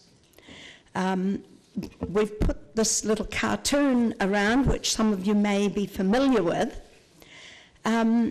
because it raises, on the screen of that cartoon is a list of desirable outcomes, which I think most people would agree we would like to be aiming for. And this idea that we can only go there because of the climate change. Climate change is certainly pushing us towards that, but reducing our carbon emissions is both the goal of where we want to be and the route which we have to take. So that if we do all those things, we actually are lowering our carbon emissions. So why is it so difficult for us to plan for these outcomes? Who is it we have to convince in order to pursue this better world, which the cartoon talks about? We seem to be stuck with an economic system which most of us enjoy the benefits of, and we want to continue for as long as possible, yet this system is what's pushing us into increasing carbon emissions. And there's a lot of vested interest in keeping it that way. We don't feel that business as usual is an option for us. And so this little table that I have put together, or we have put together, looks at the challenges that lie ahead for Dunedin and also the vision that we need to have and the actions we need to take. Now, obviously, we, as an organisation, we see climate change as the biggest challenge ahead. And the DCC in this 10-year plan realise that they have to upgrade the infrastructure, and we are fully supportive of that. The sea level rise, I've mentioned it, but we are not really experts in that. But I'm not sure that I agree with what Mr. Dowden said, that we can just lift the houses up. I think it may be that relocation will eventually be an issue, and that will be something that central government, I believe, will have to deal with. The big thing is the fossil fuels, and I want to congratulate the Council on having done several reports, the carbon neutral report in 2010, which the carbon neutral by 2050, which the Council has adopted, the peak oil vulnerability report, which was 2010, the impact of climate change report, which was 2010, and some quotation from yourself, as said in the Otago Daily Times, so I trust they got it right, that both reports would be used across departments to guide long-term planning. I am not sure if that has in fact taken place, and I believe that this 10-year plan is an opportunity to go back to those two reports and to take them on board and use them for planning for the next 10 years. One of the things in Professor Susan Crumdyke's report is the thing about people-friendly central urban area, which the Council is addressing, and suburban neighbourhoods or villages, more self-sufficient, with more local services, community gardens, orchards, the whole local development. And I noticed that, or we support the idea of place-based community grants, which would help those communities to develop more sustainable local economies. Now, a particular concern is food security. And I don't know if councillors realise that most of the city's fresh produce is actually coming from elsewhere. We grow very little of our own local produce. So the city is reliant on long-distance transport, which is both vulnerable to natural hazard and also to climate change, and having to rely on fossil fuel transport over long distances. There's a very good quote here, which I've put in from the Christchurch City Council's food resilience, and this is a quote from the World Health Organization: "A local food production and distribution system based on ecological sustainability, able to withstand natural and man-made shocks, is a vital part of food resilience." And I am really concerned that Dunedin could find itself in a situation of not being able to feed itself. Right. So now, can I just bring to your attention that you've used up 5 minutes, which is what you had. Okay. And if you want the other two with you to have any, you need to do it now. Okay. Right. Donna's not speaking, so I'll invite Neil to speak on the electricity grid. I'll be very brief. Back in 2004, the Ministry of Business, Innovation and Employment convened a group called the Smart Grid Forum. Now, what is a smart grid? Well, one of the things they did manage to do while they were active, this group, came out with a definition: an electricity network that can intelligently integrate the actions of all users and equipment connected to it in order to efficiently deliver sustainable, economic and secure electricity supplies. We most definitely do not have much in the way of smart grids in New Zealand. And this is partly for historical reasons. With the privatisation of the whole industry, there was a missed opportunity in ensuring there was compatibility. And I don't know if you've had the same experience as I've had, where I've had 2 smart meters. The first one wasn't smart enough, obviously. There's a lack of coordination there. The really good news is there's an opportunity to work from the ground up in the development of smart grids.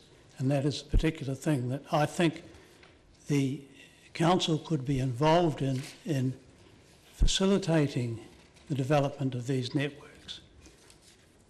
And towards that, what we're suggesting is that the DCC Energy Plan 1.0, when it gets updated, could add a fifth goal to facilitate the development of smart electricity grid initiatives.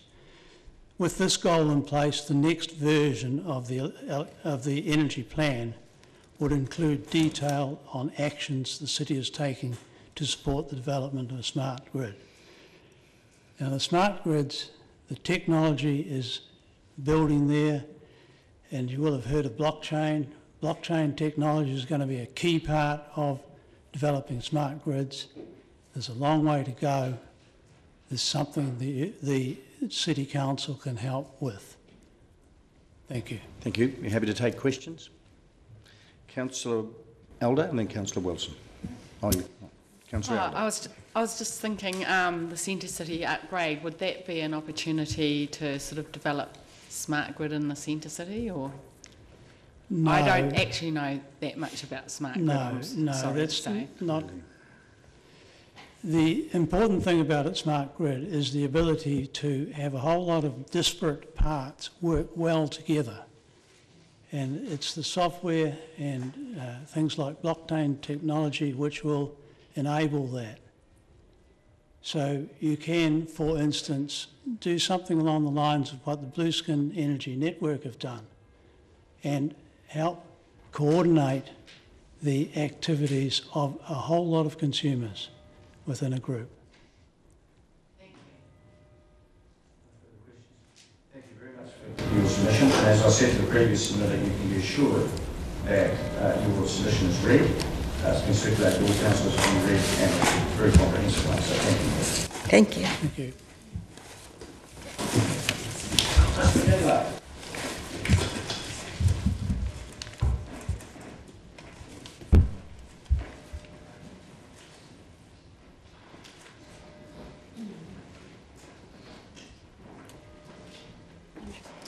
Your Worship, councillors, thank you very much for this opportunity to speak. Kia ora koutou, right. I'm going to be really brief because I wrote a really great submission. Right, so we know that there's lots of really good words in place around climate change and the council's commitment to it. Things in the city's energy plan, the transport strategy, the parking strategy, but we need some actions after those words. Can you hear me? All right. Sorry, yeah. So some of the things I'd just like to highlight in the submission are that 29% of Dunedin's carbon emissions in 2014 and 15 were coming from the transport fleet. Obviously there's other carbon emissions, but transport's the low-hanging fruit. The electrification of vehicles in Dunedin offers actually great opportunities for economic investment as well as the environmental benefits which we're all aware of. I would just like to encourage the City Council to look at ways of incentivising charging in the perimeter areas of around Dunedin, Waititi, Waikawaiti Airport, Brighton. These are unlikely to attract commercial operations, but it'll be great for Dunedin families who will benefit from those.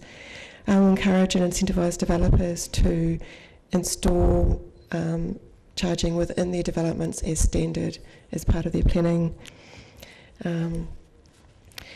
Our take, we sort of wrote something about the buses as well. We're into the electrification of the bus transport.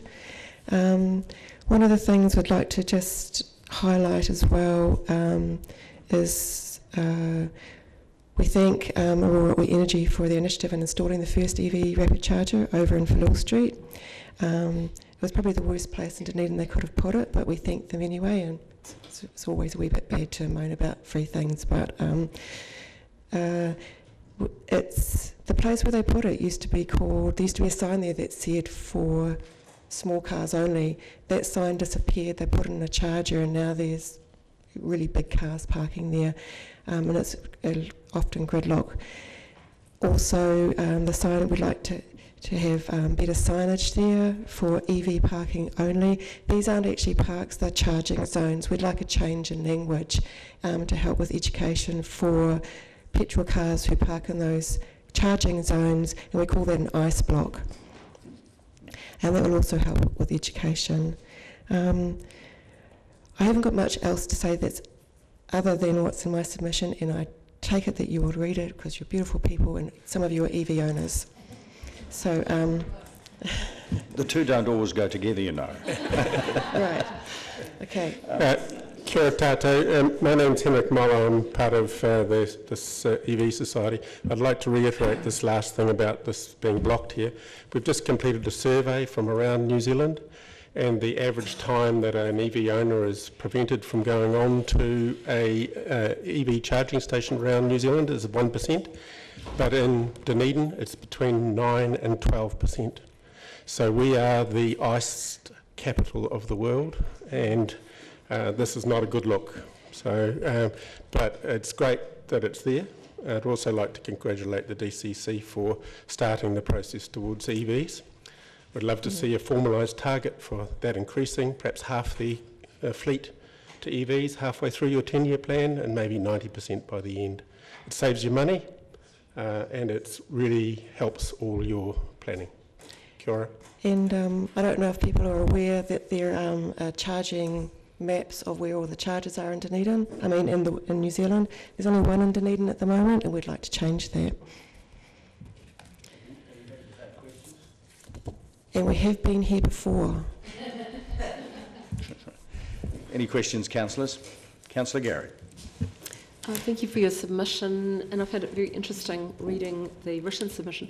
I just wondered if you could tell us around this issue of ticketing. You say, can you please educate your parking enforcement officers as to the mechanics of charging in the EV charging zones? Okay. Please do not ticket. Okay, so they're charging zones, not parks. Quite often there are petrol cars parking there. There's one charger in Dunedin. How many parks are there? 2,000? 22,000. We just want some place to charge. Not to be working. You just turned it off. Oh, did That's I? it? Oh. I guess I just want a clarification. Are you So at the talking about- moment, we've had feedback that part of the problem is it's a free charger. That sounds like an oxymoron, but we do have people who just charge there all the time who could be charging at home, because most people who have an electric car just charge at home. And when we lobbied for that rapid charger, it was for people coming in and out of town who are doing long journeys, short journeys, perimeter journeys. We have taxis using that. It's become clogged, but So I guess just to clarify what I was asking, are you asking for better enforcement of ticketing petrol cars that park there erroneously? Absolutely. Or are you saying that EV vehicles have been ticketed? I think that whole car park should actually just be like for EVs. Yeah, that might be a long-term goal, but are you saying that EV vehicles have been ticketed? They have been, and every EV has got a little blue thing on next to their car park, next to their number plate. They're really easily identifiable, but sometimes you come in there, someone's got 15 minutes to charge, you pull into the next bay, there's only one plug, but there's two bays so that you can just park, just wait while the other person, so you have to queue. And sometimes it's like the circling of the wagons when you're down there. There's about 10 EVs circling. But you wouldn't be ticketed if you were sitting in the car waiting? Yes. Okay, thank you. Yeah, there has been someone. That's the point was made. So I'm representing a gazillion people that have 380 people that have written in with their ideas for this. Yeah. Thank you for your submission. Appreciate it. Right. Oh, Councillor Benson-Pover, I'm Sorry. permitted to ask him. Thank you. Hi. I'm interested, and thank you for the suggestions about incentivisation and also the issue you've just been traversing. Would you also support some sort of consideration of areas that were accessible, street areas or precincts or whatever, that were accessible to EV only? I mean, that has happened elsewhere. Yes. Well, I know also there are a lot of people in Dunedin that don't actually have access to home charging. Some of them are actually in the City Rise group as well. There are places in Wellington, for example, that you can actually charge out of a they're trialling charging out of a lamp post. Because the wiring's already three-phase power. And there's places overseas I've seen where that's offered free by the councils, but there's also a way of charging to the homeowner from that lamp post. So it doesn't actually, some of it's technology, it doesn't necessarily actually cost the council anything, it's just a way of thinking about things differently. Well, can I just elaborate though? But there are areas obviously where we don't want log trucks in the city, and we have particular routes for them, or cattle trucks, for example. And at the other end of the scale, is the potential, in your view, for areas that are just available for electric vehicles? I think the places where electric vehicle charging could be made is actually... I don't mean charging, I mean road use. For road use? Yeah. We don't have bus lanes in Dunedin, so I'm not quite sure how we do that. My point, exactly. Yeah. So we don't, I've never really looked at that because we're not Auckland. Okay, thank you. Yeah. Yeah. Thank you, Councillor Elder. Just a quick question regarding, have you got any knowledge of any groups that are looking to put more charges in Dunedin? Yes, yeah. ChargeNet. So hopefully there's an extra 3 coming, but again, that's for the transit travel, hopefully, and that's paid charging, so they're private people. But it's that next level where, if we had a higher fleet, say, of electric vehicles going around Orokonui Sanctuary, Tairoa Head, down to the Catlins, if we had a route that's, that would be a great thing too. But that could be supported by lower level charging. They cost about $1,500 plus $130 for the galvanised pole to stick them on. Okay. We've just also finished the choice model. It's not only just where you put the charges, it's also the immediate surround. And what emerged from the choice model is the national survey again. Most of all, people want immediate access, but after that they want to have proximity to a main route. So think about that where you're putting them in. And next is security, and this is a particularly important issue for women at night. Yes. When we're charging, so you need to have a well-lit open area that comes third in the rank order list. Further down is that, and then finally recreation. Yeah, because we've got families travelling around, in the school holidays. The kids will need toilets. They want a pie and a cup of tea. It's a great business model. Yes. So sort of positionings, right? Sort of like a petrol station in a sense. And thanks for all your research on that, Henrik. Oh. Okay. Thank you very much. Right, councillors, we will now take a break. I think if we stick to 10 minutes, if that's okay with everyone, we are well behind now. So I will be enforcing the time limits even more strictly henceforth, and I'd ask you all to also keep your questions concise if you can too. We'll come back here 25 past. Councillors, before we get back into submissions, I'd like to draw attention to the fact that we are running something like 40 minutes late, and that could have implications at the end of this process depending on what your other commitments are, because if too many of us have other commitments, and I note that there is at least one audit and risk meeting that a couple of councillors will need to be at. So if this runs over, and I'll be doing my best to make sure it doesn't, but if it does, how many of you can carry on after the designated time and how many can't? So how many can? So then we've got a quorum. So thank you for that. But nonetheless, can I repeat that I will be endeavouring to keep the submissions within the 5 minutes. After all, we've already got the written ones. And if everyone could keep a close eye on the relevance and conciseness of their own questions, that would be much appreciated as well. Right. Our first submitter is Mrs. Penwarden. Is she here? Mr. Curry? Mr. Curry, are you standing in for Ms. Penwarden? Yes, I am. Oh, that's great. Thank you. It's just been changed on my... Welcome. That's right. Yep. Welcome. So if you take one of those seats there and just press the button in the middle. That's it. That's right. So you're Mr. Curry. Kia. Again, welcome. Tuatahi, ki te mana whenua o tēnei rohe, o tāko. Tēnā koutou, tēnā koutou, tēnā tātou katoa. Today I'm speaking on behalf of Oil-Free Otago and 350 Dunedin, which are groups of Dunedin citizens who support Dunedin's just transition to a low-carbon economy, and I'm going to quickly highlight some of the key areas of said submission. One specific initiative we outline is the progressive rollout of e-charging stations for electric bikes and vehicles throughout the city. We also urge you to follow the lead of many world-leading cities with free public transport by taking back the buses from ORC and trialling free bus services from South Dunedin and other lower socio-economic suburbs into the city. This will help to reduce both pollution and inequality. We have no time to waste. We must protect Dunedin, our precious taonga, from climate change.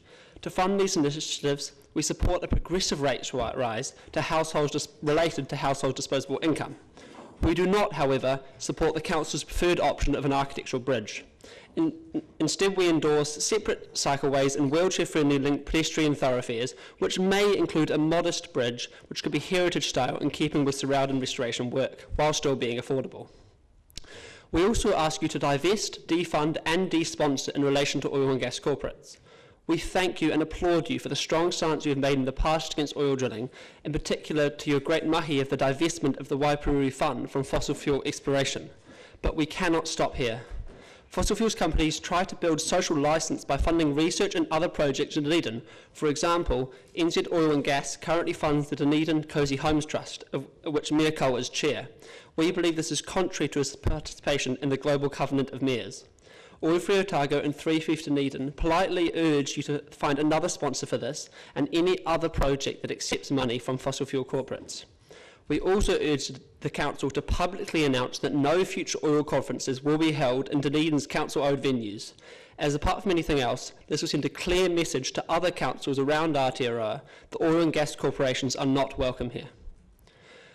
We implore you to put climate change at the core of Council's work. We believe every council decision must be made whilst asking yourselves, will this help our city mitigate and adapt to our new climate change world? We have no time to waste as climate change threatens everything Dunedin is. We must rethink our economy, the way we travel, produce food, manufacture and trade.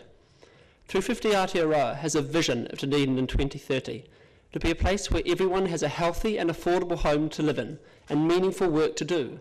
A place where they walk, cycle or take public transport to get to the places where they learn, work and play. Dunedin will be a city approaching net zero emissions with an efficient organic waste recycling industry, job opportunities in low-cost timber eco-house building, solar and other renewable energy industries. The central city, including the hospital and university, can be heated entirely with renewable electricity from a flourishing city forest wastewood industry. Dunedin will be coal-free, our transport fleet will be fully electric, and we could be leading the world in electric vehicle conversion industry, or at least the country.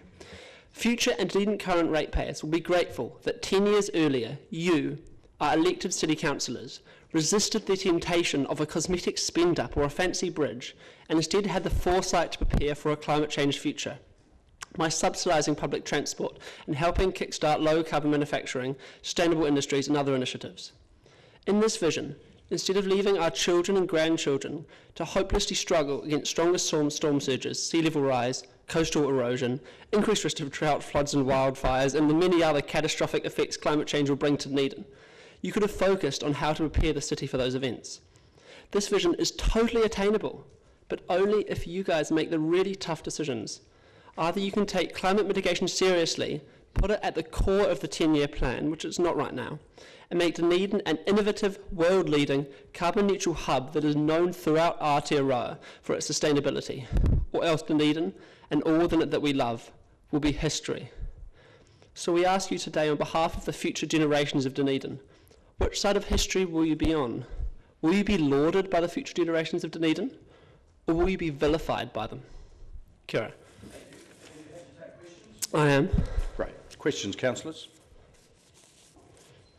That don't appear to... Oh, Councillor Hawkins. Yeah, thank you, Your Worship. Kia ora. Just a question around divestment that you refer to in your submission around, and the work that we've done is around Council's investment portfolio, but you'll be aware of Forest and Bird making the decision to move away from ANZ as a bank that chooses to invest in oil and gas projects. Is that also part of what you're asking us to discuss here as to whether we would continue to support banking institutions that help support that industry? We're not necessarily asking you to not, to not go into major banks, which is obviously very difficult, but more the more specific, the more civic things and the sort of stance you can take as much as possible, yes. But, we understand the limits to that. Yeah. Thank you. Councillor O'Malley. I'll try to be brief. Thanks very much. The bus has come up in a lot of people's submissions, and would you want the City Council to be more forceful in asking for a change in the Land Transport Management Act so that we can actually get rid of the clauses that really effectively prohibit us from taking that bus service over? Because currently it's the national laws that really stop it. Well, we really would like the Council to advocate for that, but I was under the impression, and obviously you know more than I do, that this was still possible within the national framework, but if that's not, we'd love you to advocate for that, yes. Under the current framework, we can only perhaps ask for a co-governance arrangement, but the actual buses are prohibited from us under law, so... Okay. Cool. Thank you. No more questions. Thank you very much, Mr. Curry. Ms. Penwarden.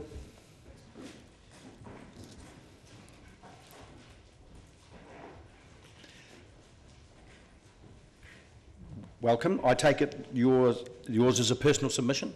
Yes, it is. The personal one that was sent through. Yes, it right. is. Welcome again, and you have the next 5 minutes. And Thank you. You may be aware that I'm going to be pretty strict on time. Yes, so. I've heard from quite a few people. Yeah. Yes. So 5 minutes at the most. I would like to endorse everything that Adam said. And so I won't need to go over those things again, really. And I'll quickly just summarise, personally, the things that are in your plan. And yes to more cycleways. Yes to revamping and continuing the fantastic work you're doing with the heritage buildings in Central City. Yes to a pedestrian precinct. No to a bridge of the sort that has been proposed. I think it could be done, and I think it could be done in keeping with the heritage precinct idea, and I think it could cost, I'm not a bridge builder, but I think it could cost a lot less than $20 million. I think that we must think very, very carefully. I absolutely endorse, and I think number one, every decision needs to be, go with the question, will this help our city mitigate and adapt to our new climate changed world? I'd like to just tell you in the next few minutes. Also, I'm a bit confused about this place-based funding idea. I'm concerned that it might cut some people out, and I'm very concerned that it needs to be, accountability needs to be number one here. And why not just increase your normal grant scheme fund by quite a lot and give everybody a fair go at that, whether they're so-called place-based or not. I'm quite confused about that. There's an example of a grant that was given to the North East Valley by the Department of Internal Affairs some years ago, that they have used up that money now, and they are continuing to keep going as landlords. Now, the other group that I'd like to tell you about, something that I've been involved in for the last couple of years, is the Valley Community Workspace. I found the garage, I talked to people there. We've set up what I see as one of the things that Dunedin could become, one of the things that we could really push, and that's working together, sharing resources and innovating in ways that will help us cope with the climate changed world that we're coming right up against now. And we're standing on our own feet, and we're paying our way, and we're paying rent to the Valley Project, which have helped us along the way, but it's now,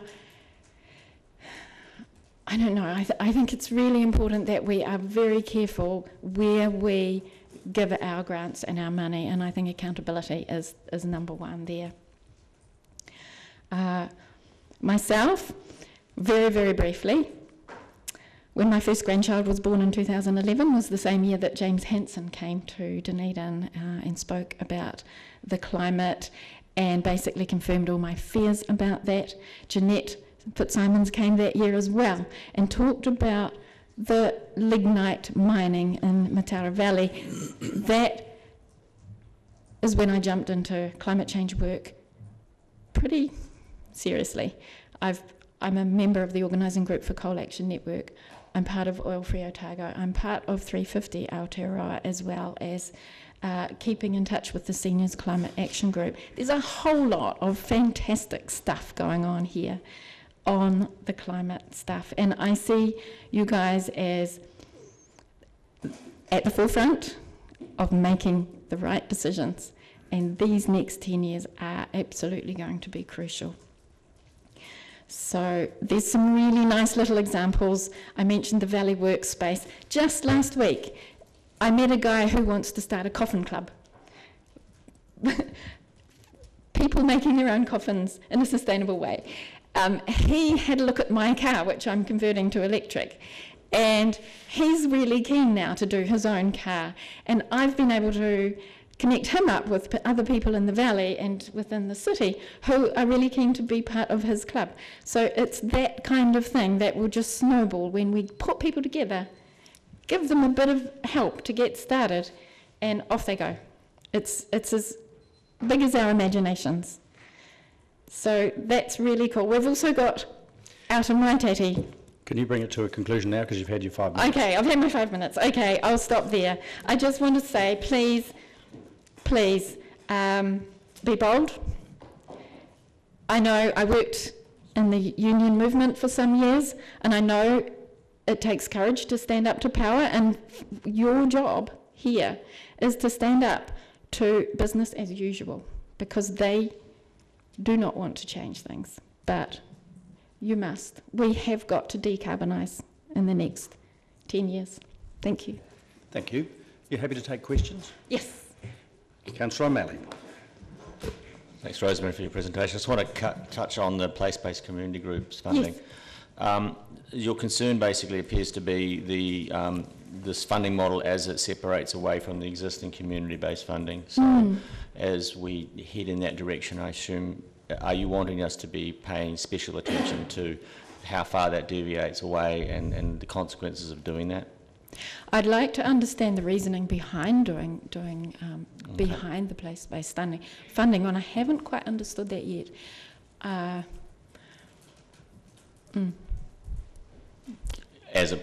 When you compare it in contrast to the existing models that we have right now for funding events, actions in the community.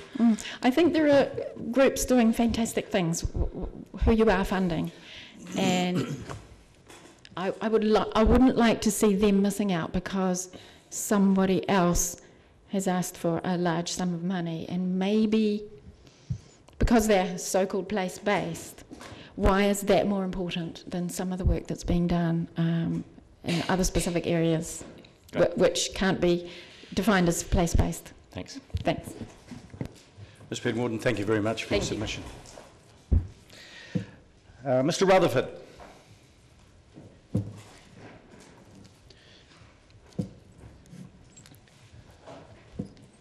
Welcome. Welcome. Well, thanks. So the next 5 minutes are yours. Fire away. Thanks very much. Okay, welcome councillors. So to make it simple, I believe that there's no point spending money on projects that make the lives of people in Dunedin easier or just nice to have as opposed to paying off debt, because something else that would make the lives of people in Dunedin easier would be to pay less rates. So it's pointless to be paying interest on debt where that's ultimately going to come from rates. The only projects which should be considered from debt are the ones which will ultimately benefit the economic life of Dunedin in measurable terms.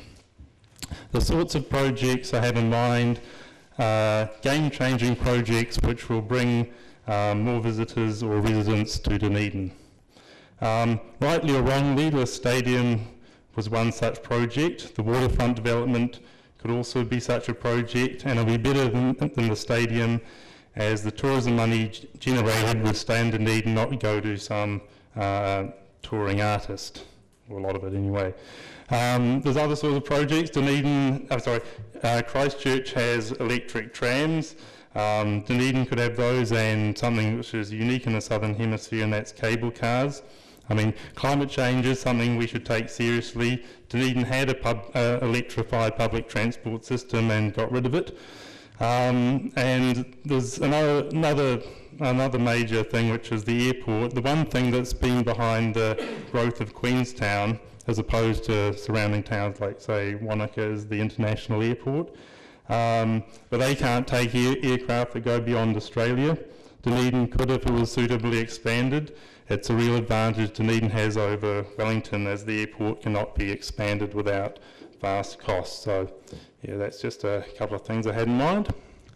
Thank you very much. Questions, councillors? Councillor thank you.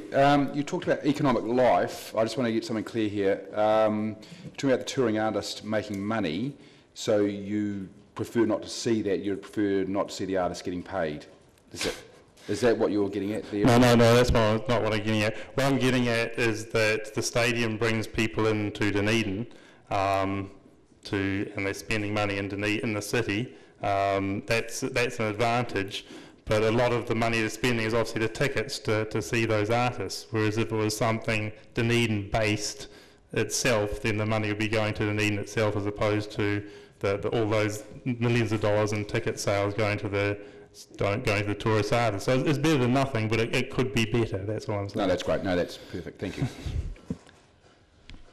No more questions? Thank you very much for your submission. Thanks. Appreciate it. Ms. Brady.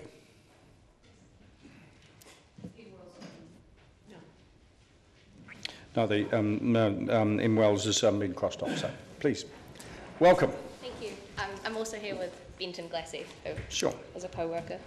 We just have a couple of artworks here with it. We'll bring them on, Chair. Right. So the next 5 minutes are yours to use as you will. Thank you very much. Thank you can introduce yourself. Okay. Kia ora. My name's Megan, and as I said, this is Ben, and we work for a beautiful wee arts organisation called Studio 2, which is based in South Dunedin. And Studio 2 is a creative space, much like Art Centre and Art Space. And basically we work with, we facilitate, we support artists with intellectual and physical disability to express themselves creatively and engage in community. We'd like to thank the DCC for the recent flourishing of street art and artistic expression in the city. It's clear to us that it's clear to you that you recognise and value artistic expression within our urban environment, and that's been really great to see. It's really established a really strong foundation for the accessibility to the arts and to art for the people in the community. So much so that it's actually inspired us as a small art studio to go about doing our own murals and street art. Up in Corstorphine, we were lucky enough to find a couple of walls where our larger organisation is based, and we took a couple of artists. This is Dale's work, who we kind of blew up and made a really large mural of, and another artist named Will Lusky, and it was the most amazing blend of kind of creative production, but also social and cultural and public inclusion. It brought Dale and the community of people that did the painting, like an overall pride for the community, the disability community. But it's also a really brilliant visual support that we thought was worth noting. Yeah, what we've really achieved is kind of showcased some really good social inclusion, much like physical accessibility, like a wheelchair ramp into these chambers and such. There's social accessibility, which I'm sure you're all aware of, and it's just as, if not more important, to the hauora, to the health and well-being of a society, of this society, that we include everyone, and this is obvious as your plans moving forward, and you have really great wheelchair policies and such. But I also kind of would like to bring to your minds the social accessibility and the the acceptance and involvement of people with disabilities and such. Basically 10 years is a very long time, but we just wanted to remind all of you guys that we are here. There's a vast community of people with disability. We want to be at the forefront of your mind. We want you to think of us when you're thinking about reshaping Otipoti Dunedin. But most of all, we want you guys to see us as a resource rather than recipients. We've got such an abundance of opinion and experience, and everyone is so generous to be there and to be sharing how they experience Dunedin, as well as experience disability. Thank you, and thank you for your submission, but also thank you for your work. Thank you. It is appreciated in the community. And before we go into questions, can I suggest that, if you haven't already, that you interact with our arts advisors, because one of the ambitions of Aratoi is inclusiveness, the art strategy. So interaction between you and our arts advisors may enable us to utilise the resource that you're offering. So thank you. That'd be brilliant. Councillor Hawkins. Yeah, thank you, Your Worship, and kia ora kōrua. And I add my thanks for your efforts, and more importantly, the efforts of your cohort of artists, consistently some of the more imaginative visual arts shows that get mounted in the city. It's a question around language, I suppose. In your written submission, where you talk about outsider artists, and I know that that's a problematic term in certain circles, so I'm just wondering with what degree of confidence could we pursue that as it is written here, and what kind of license do we have to be able to use that kind of language? Yeah, the terminology's moderately dodgy. It depends on who, I suppose, you're talking about and how they feel about that word.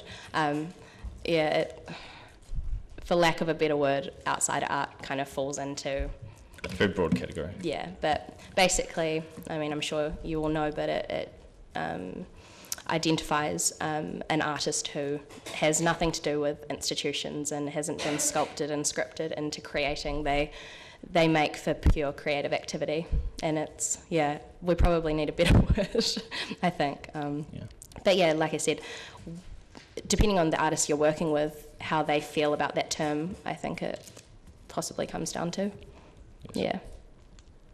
Councillor Gary. Thank you, Your Worship. Thank you for your advocacy, most sincerely.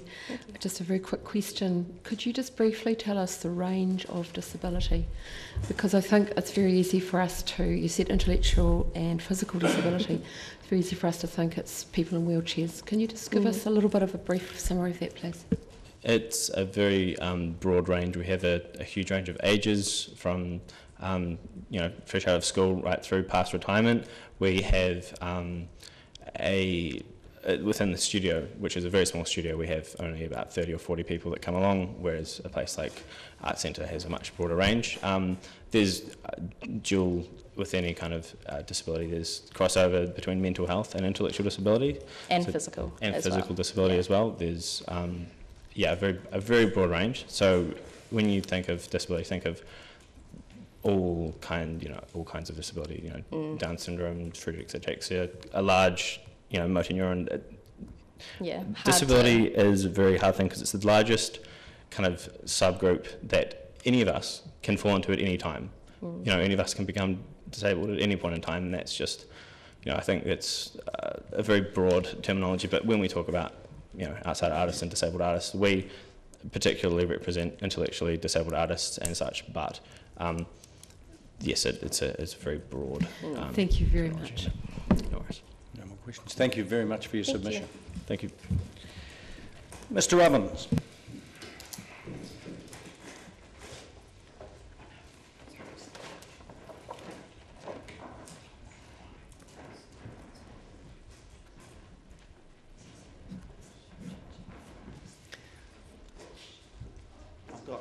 Welcome, Michael.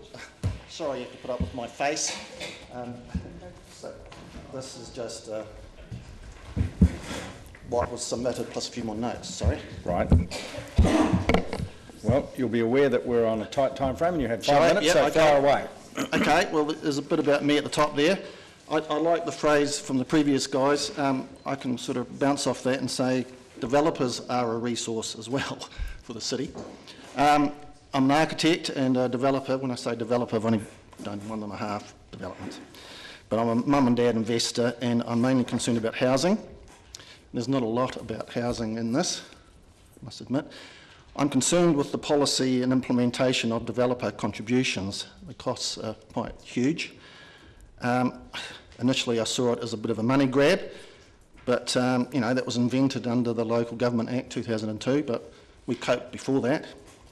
And it was really for growing cities, and Dunedin wasn't necessarily a growing city. It's growing, but slowly. When you factor in the multiplying effect of all the other fees, the situation becomes very serious. There's the 4% general increases and all those increases you see there. Even certificate of titles are doubled. I thought that was just pushing a button, but anyway. And of course there's extra pressure from central government with the housing as well. There's the capital gains tax sort of proposals, there's the ring fencing, there's the bright line and all those things. And Dunedin's had this traditionally low price point for properties. Makes it Dunedin attractive, affordable to a wider audience. This helps keep Dunedin as a viable little town. And the viability, affordability are crucial because of that, but it's harder to achieve in Dunedin compared to other cities. Building costs per square metre rate are the same as in Auckland.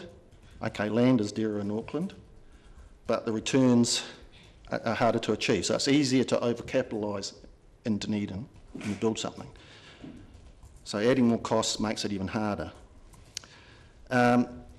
I think the costs, these development contribution costs, are targeted unfairly to the people meeting a demand. We're not creating a demand, we're meeting a demand. So we're not the source of the demand. Let's put developers in perspective. I just think they're being discriminated against a little bit. There's hardly anyone else building. I don't see council building lots of houses or the local government. That may change. So you are relying on the private sector, and they need to be encouraged. There's a shortage of rental accommodation. The shortage also hampers future economic development. So it's an ongoing thing. It's a big picture. I suppose developments over and above the district plan sort of margins is probably acceptable, but 100% I don't think is fair. In the second generation plan, there are lots of built-in growth factors in there. So demand levels and capacity are already taken into account. So to hammer these extra costs later again is just a whammy on top of a whammy, if you ask me. Take, for example, most of the zoning areas in the 2GP are for 5 habitable rooms, but no matter where the zone is, no matter how big the site, no matter how many bedrooms, but it's 5 habitable rooms. But unit of demand is based on 3 habitable rooms. So there's a tolerance there even built into the difference between the two areas. I feel you can't target and isolate these costs and charges to individual projects, as there is always a wider community advantage or benefits. And for this reason alone, a portion of these costs and charges, understandably, should originate from the general rates pool as well. I just don't think it all should be 100% to the development. Developments can transform and revitalise a community, even form a community. They help attract workers to the city. It's a bit like a small Ed Sheeran concert without the concert and without Ed Sheeran. You know, there's a bit of a glowing effect. I don't know what Ed Sheeran would have paid for the venue, but it might be a different matter. So I do question the distribution costs versus the distribution of benefits in your plan. I mean, I'm saying I don't know everything. I didn't read that thick bit of the book very much. I just want it to be spread more widely and to be fair and reasonable. And of course, future generations are developments in place for a long number of years, so that cost should be shared by future generations as well. I see that the Local Government Act was to promote current and future interests in the community. It's difficult to comprehend that a developer is expected to supply and install all services, pay for it up front and hand that infrastructure over to the council for free and then continue paying for it through rates. You know, there's lots of fees for connection and network fees, and plus he's physically doing it. What needs to be acknowledged is the contribution and value of developments make to the rating pool. More properties divided up by the annual rate means cheaper individual rates. These properties are income-producing assets with benefits for the whole community. Developments help keep rates down for everyone, I mean everyone. They meet demand, make the city more attractive, replace old stock, etc. I think, I'm just trying to make that aware, I just think developers get a bad rap. The perpetually received income needs to be factored into any contribution calculation. If I can just take an example, the Falul Street apartments I did a couple of years ago, it was originally rated for about $2,000 for the site, and then when the development was finished, the rates from that same piece of property is now $30,000. These are just round figures. We worked out that development contribution time cost at the time, if it was assessed, would have been $90,000. So that means the rates would have paid for that initial cost every 3 years. So is that fair? Extra costs, charges, discourage development when the opposite should prevail.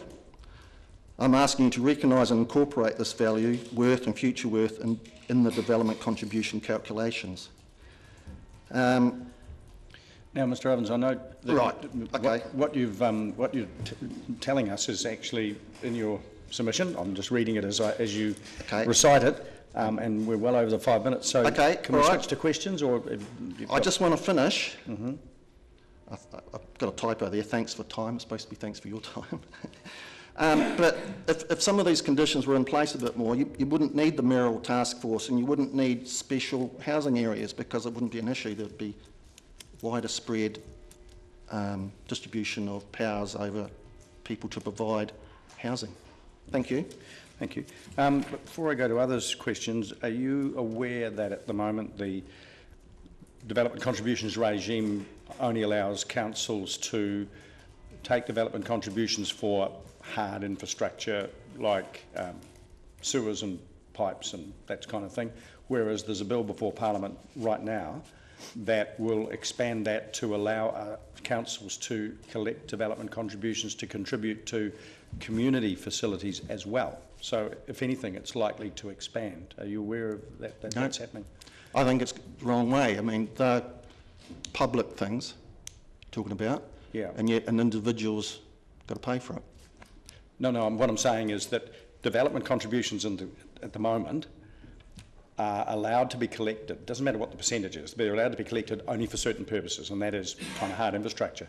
And what I'm saying is that the bill before the Parliament at the moment will expand council's ability to collect development contributions so they can apply them to things like libraries, swimming pools, sports centres and that kind of thing, which are the demand for which are determined by the number of houses there are in a place. That's why they do it. I'm just wondering if you were aware of that move. No, that just makes it worse as far as I can see. Yeah. It's bad. Right, okay. Well, I mean, that's what's happening. Councillor Wilson. Is it that you didn't realise that the development contributions were something rather than the fairness? Because, I mean, if I look at Dunedin's, at the worst, it's 8,480. I've just did a random address in Christchurch Central, it's $21,000 plus per household unit. So, I mean, that's substantially more than Dunedin's. Well, it's pretty hard to compare with Christchurch when the problems they've got, they're rebuilding, aren't they? Well, yeah, but that's not development contributions necessarily. That's replacement. That's not saying new capacity. Yeah. And this is all about when we do rip up the streets and put in bigger pipes, we factor in a development contribution for growth, not for just... and we try and keep those down. Yes. So, I mean, I think that the fact... and I don't want to debate it, but I'm just making sure that you're aware that these are significantly cheaper than some other places. Yeah. And the alternative is that the ratepayer pays for them. There's the level and then there's the principle, and I'm sort of wanting both highlighted, and it's probably more the principle. So the principle would be that if we want... the costs need to be shared to a wider group, not targeted to a developer or a development, because the benefits are wider. So the wider group is the general existing ratepayer? Yes. And then, of course, the future rates gathered by those extra values and increases of properties, there's more rates coming in the future anyway, perpetually, forever. That's how I see it, sorry. Yeah, that's right. Councillor Vandervis. Are you aware that those future rates are designed and struck at a level to maintain infrastructure, not to expand or grow infrastructure? Well, and given that that's what those rates are for, how then would you suggest we pay for increasing the size of pipes or increasing the infrastructure that your development requires? Well, for a start, the data doesn't, you can't rely on the data to say that there is an actual increase in demand. Not at the moment, it's hard to measure, but if there was, I mean, there's already tolerances built in. There's already demand built into the second generation plan.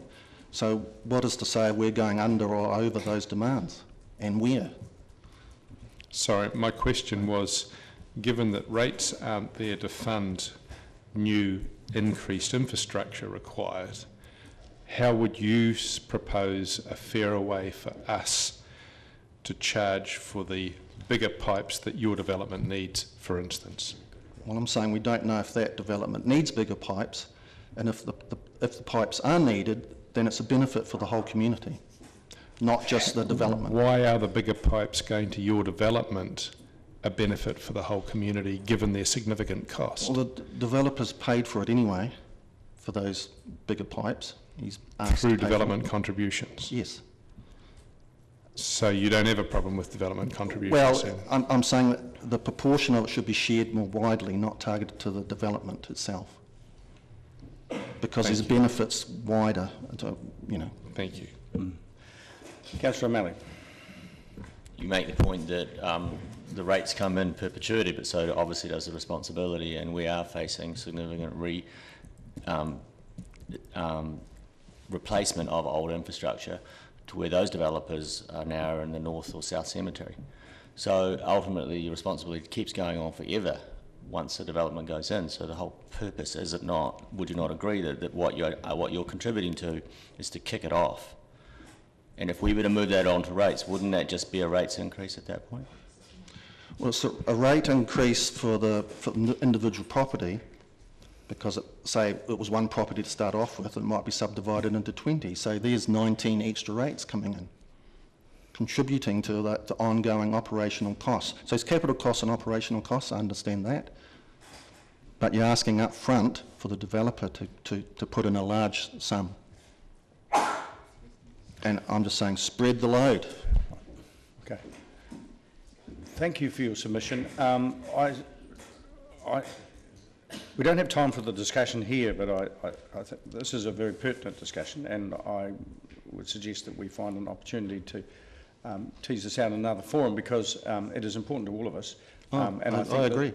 And I think that there are some, my impression is that there are some misconceptions, at least in your mind, about where Yep. we use the money and what it's for and how long it goes on for and what Yes. for. So, Yep, sure. so, but thank you. Thank you. It raises a very important issue. Thank you. Now, we're next. Mr. Shand.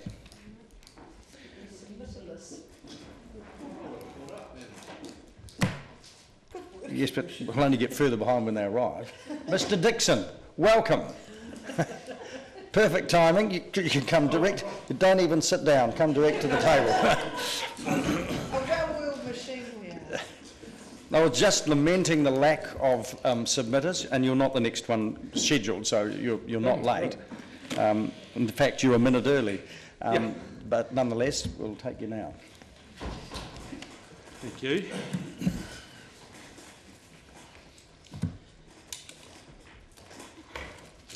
Raced in from downtown, excuse me.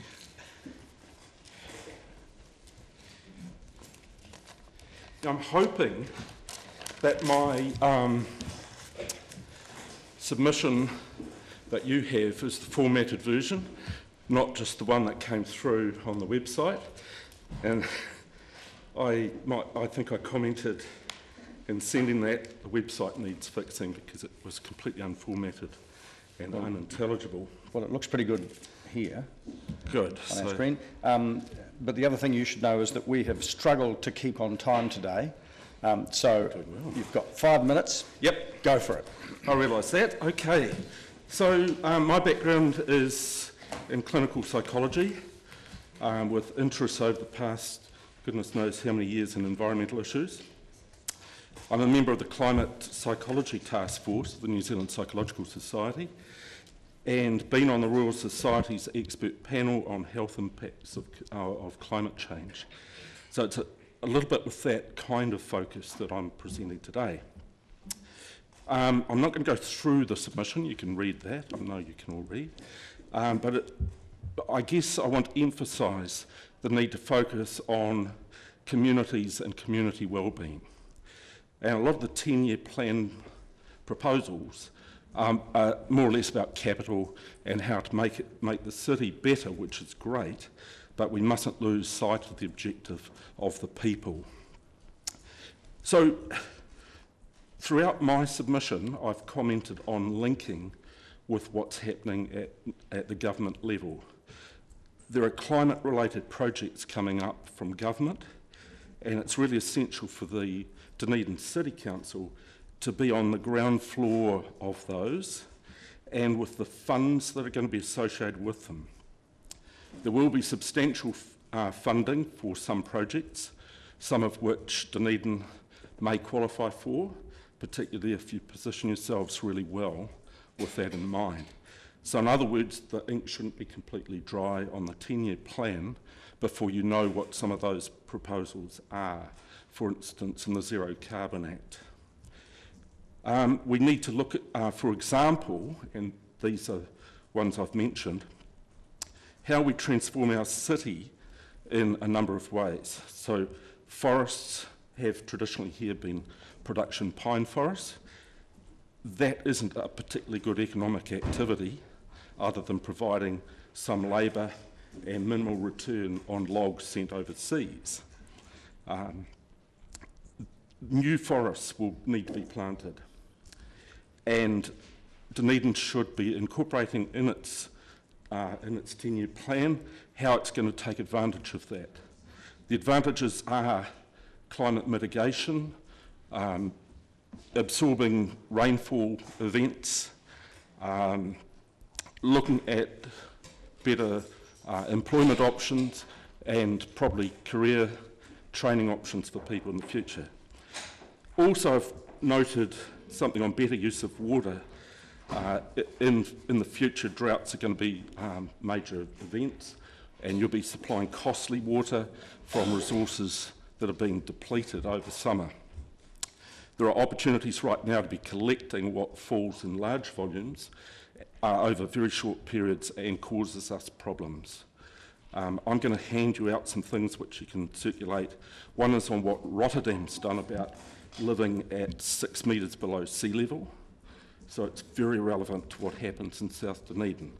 and a Science Direct research report about the same sorts of things, the things that you can do to reduce rainfall runoff, including green roofs, rainfall retention, and storing water amongst our communities for use on gardening, house cleaning, path cleaning, and so on.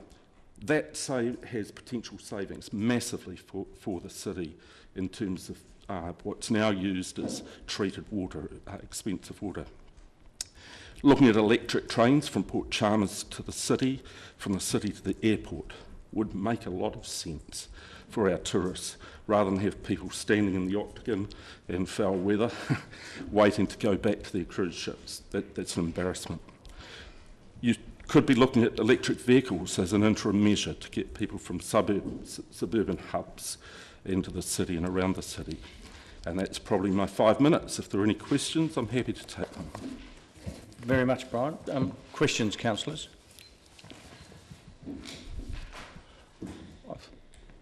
Shall I send the articles around?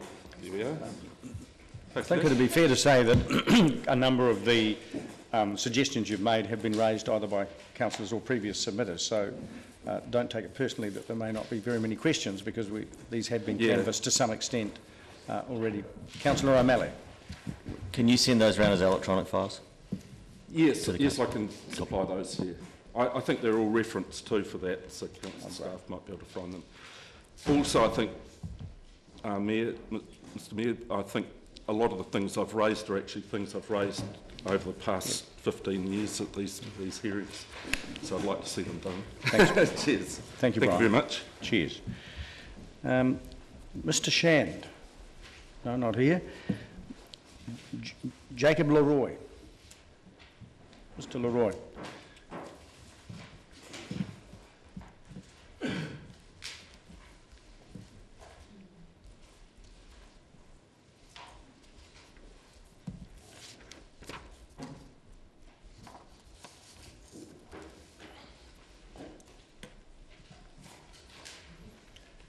Welcome.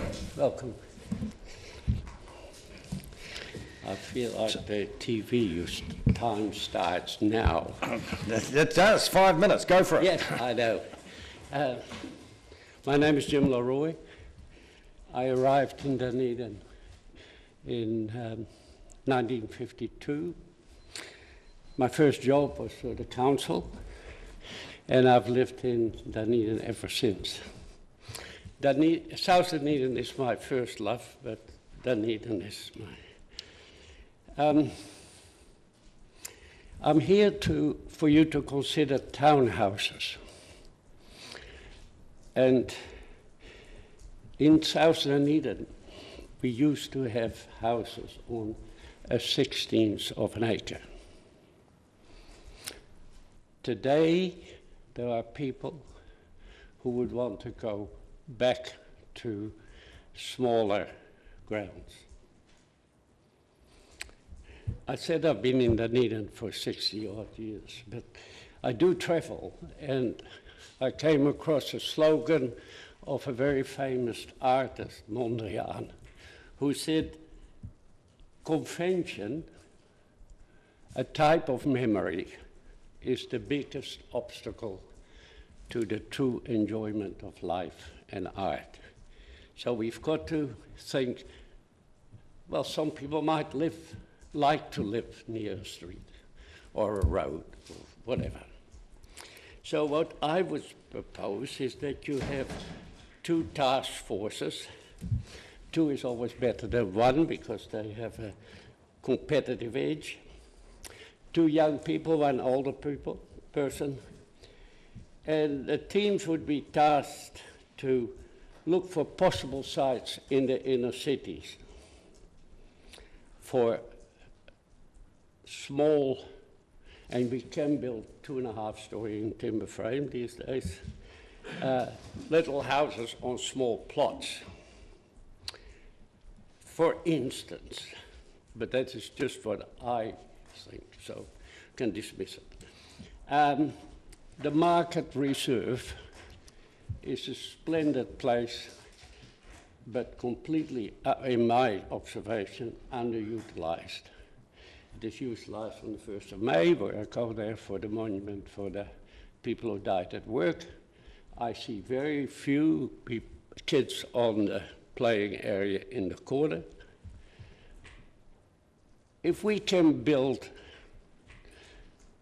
1, 2, 2.5-story timber frame on very small plots, 500 square meters, then you would bring life into the city, even after business hours. And there is already life. I can remember that you could only buy a milkshake on Sunday. But so there will be 2 ways that people like me, who live in a far too big a house, far too many toilets, far too many everything, could live in the city, and the houses don't need all to have to provide off-street parking. Motor cars will disappear or lessen in the city. So they are sort of my things you could look at. The Oval, where normally the circus is, would close to the Kensington, would, in my opinion, be quite a nice cul-de-sac for some housing. Now, the advantages, of course,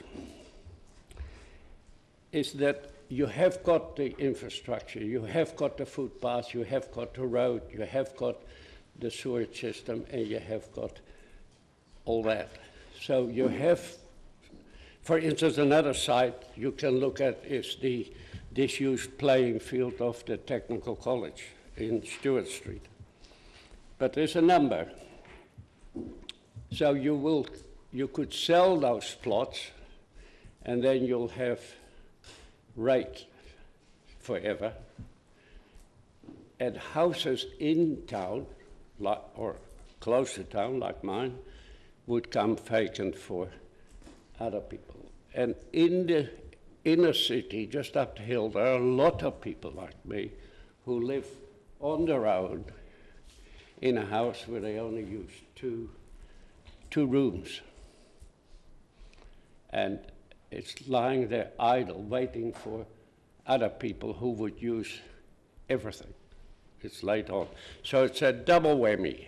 If you are prepared to look outside the square, and some people don't mind, perhaps, to live close to a pub where they can have a pub lunch, or like I would play pool and walk home. So, yes, I think there's a growing market for people who live alone or who want to live alone, but not want to be alone. So, you know, separate things. And all people of all ages could, you know, the transient, the professionals, the busy couples, and so on. I've talked to you about the advantages. Have I got another minute, or what is? You better bring it to a halt. Summarise the last bit now, because you have got 5 minutes. Oh, sorry. No, this is all I want to say. I've got a few other things, but I won't talk about that. I've got, for anyone who's interested... Are you happy to take questions? Pardon? Will you happy to take questions? Oh, yeah. Sure. Right. Questions, councillors? Councillor O'Malley, did you... Oh, so it must have been from the last one. Any questions, councillors? There are none. Mr. Leroy, thank you very much for your submission, and we've got this, the hard copy, so thank you for bringing that in. Thank you. Mr. Simpson.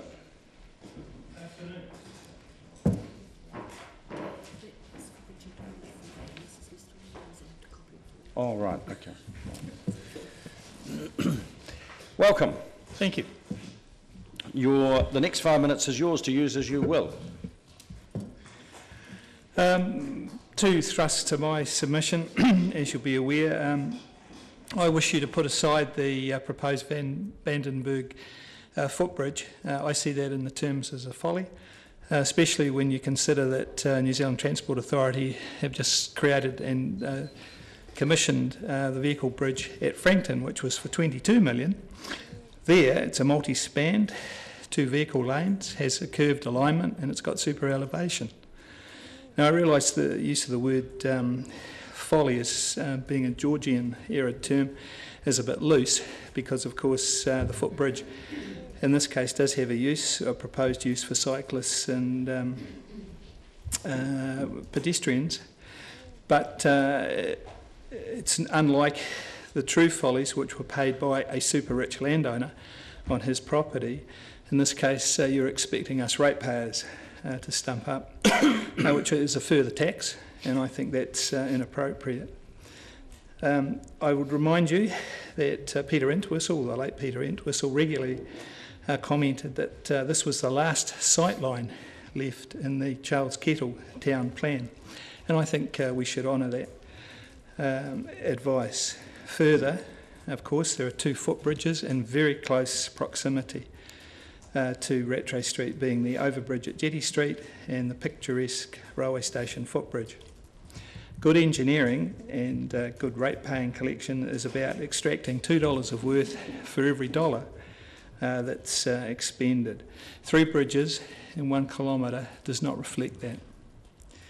The Rattray Street railway crossing could be reopened, in my opinion. We own the land. We donated the land for rail. It was created by the citizens of our past here in the city. Rail movements now are a mere shadow of what used to occur when the crossing was open and obviously had a crossing keeper. We have pedestrian crossings, or say again a crossing at the fuel tank farm area for the cycleway, and I can't see why we can't have that reinstated at Rattray Street for pedestrian and cycle traffic only. I note that Ashburton has many foot crossings across the South Island main trunk, and obviously, as many of you will be aware, the Hutt Valley is also in a similar situation where there are oodles of pedestrian crossings over a double track and commuter lines. I believe Council should strongly nudge Kiwi Rail to get the crossing reopened, as I said, for pedestrians and cyclists only. There's sufficient vehicle crossings either side.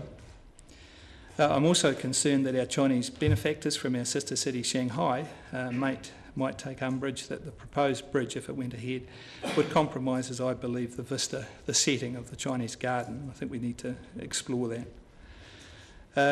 George Street services, I have no problem with the underground services. I think it's time to do that, and we're working as a city to bring things together in other areas, and I applaud that. I do, however, worry about expenditure above ground. I think what we have is adequate. If Council wishes to do something dramatic, and I understand that, I believe that we should pedestrianise George Street from Frederick Street to Murray Place. My overriding concern about this is the residual debt that we carry from the stadium, Toitu, early settlers, the art gallery, and no doubt other activities. And I support the work that's been done in the last council and the previous one about the focus of reducing debt. I wish that to continue. As I said, the underground services require work. We know specifically there's a major issue with Kaikorai Valley, and that is in hand in the design stage, and I look forward to that coming ahead, where the stormwater and foul sewer is redirected away from South Dunedin and Surrey Street, and the fiasco that is there. If we could progress that, that would be, I think, excellent news for the South Dunedin people. We've heard the previous speaker talking about housing, and you will recall headlines in the ODT in the last couple of weeks about a shortage of housing. It's been reflected again by the group organised in the background for the hospital rebuild. I would encourage Council to have a look at, can we assist that with by way of further expanding the housing portfolio that we own, possibly to the extent of some family housing. And I say that guardedly because obviously we don't wish to compete dramatically with the housing sector, but we may be in a situation that we can do something. I was extremely pleased to see at long last the twin tunnel cycleway walkway be in the document, and I think that project is the one that should take higher precedence to the Rattray Street footbridge cycleway proposal. This project, in my opinion, has a far better return and that more people will access it, and it's got greater tourist potential. Regarding the Vandenberg Upper Harbour Basin design, I believe that's a good thing, and I believe that Council should put emphasis in supporting that in a back room with backroom tasks. For example, placing a design covenant over the area supporting that particular design, and having the engineering teams review what services are in that location to see that they're adequate for those particular tasks, as well as the traffic plans. Thank you. Thank you, Mr Simpson. And immaculate timing too, so lovely. Well done. Questions, councillors? Councillor Benson-Pope. I can't resist asking you about George Street. Of course. You'll recall when the existing work was done, because the sewage had to be separated from all the buildings on both sides, and council at that time took the opportunity, because everything was being dug up, to replace with the paving and trees and so on that are there now. And that's also going to be the catalyst for the current work is more of the same, except in this case the water mains and stormwater and so on. But you'd support that level of funding for the added amenity on top of it? No. My understanding is that we should be able to put the services in without disturbing the trees and the existing street furniture that's there. I'm coming to this suggestion I thought you made about pedestrianising from Frederick to Morrow Place. So that's what you want done, but you wouldn't want any amenity work done on the surface other than the replacement of the services. Correct. Okay, thank you. Sorry for interrupting. No further questions. Mr Simpson, thank you very much for your contribution. Well, just one further comment. I'm keen to keep my money in my pocket for my grandchildren. So thank you. I realise we have to make a share, but... Thank you. Are there any other submitters here? There aren't. The next one isn't due for 10 minutes. I don't know how we did that, but well, a couple of people didn't turn up. That helped. And then there's another one at 12:40, one at 12:50, and then the non-public submission at 1 o'clock. I don't know what councillors. Well, we'll just have to tie a hoe, I suppose, until someone rocks up. So, chat among yourselves.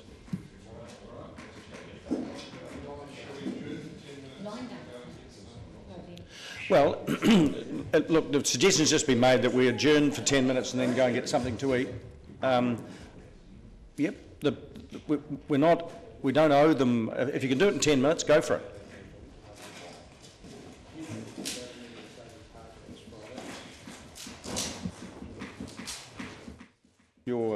You've arrived, so well done. Bang on time. And the next 5 minutes are yours. Have a seat, please, and regale us. Note, sir. First of all, I'd like to thank you all for the opportunity to speak today. I'll admit, before I visited Dunedin, I knew nothing about it before what you would typically hear in the media, which is cold, filled with drunk students, all the typical, what the media says. But yet when I first visited, I immediately saw something special. Like, this was driving down Pine Hill, saw a city with a lot of character, and actually experiencing the tourist sites like Baldwin Street, the Otago Peninsula. There is a lot Dunedin has going on for it. North Dunedin in particular receives a lot of scrutiny, but to me it is the lifeblood of the city. Nowhere else in the country do you have such a high concentration of young and creative people. The University of Otago brings a large part of this transient population, but I urge the councillors to see beyond this and see North Dunedin as a community. Like, for example, last year they introduced the campaign Studentsville, and to me that's such a counterproductive campaign since it didn't show what Dunedin actually has to offer. My current pressing issue is the CCTV initiative around North Dunedin. Last weekend I had a scare where I thought my flatmate was getting assaulted, thankfully not the case. But to me, this is an initiative that needs to be beyond the university, it needs to be council and police. what role does the university have protecting a community like that? Dunedin also has a large amount of events coming through. Like, we have just had Ed Sheeran. That was a fantastic event for the city. We've just heard today Kendrick Lamar is coming. I would like to see a mural for that too. An example, you have the Dunedin Sound. That's many years of rich musical history that Dunedin has. For the 10-year plan, I'd like to see Dunedin revitalise its creative and tech sectors. The Gigatown initiative has been great for me personally. I'm a computer science student, and actually being able to have this instant worldwide connection, it is instrumental for commerce, development for the city. I participated in Startup Weekend last weekend. There's a great entrepreneurship community happening, just small, but it's there. Public transport, I'd like to see live tracking. You know, the buses here, they're always a bit late. This could definitely bring them up to scratch with a city like Wellington. And I also urge the councillors to plan further ahead, such as the 20 years, the 50 years for Dunedin. For example, I know in a few years I'll be travelling, I'll be seeing the world, but I always consider Dunedin to be the place where it holds a special place in my heart. I do plan to return here once I grow older. This is the point where my notes sort of fall apart. What else would I like to see?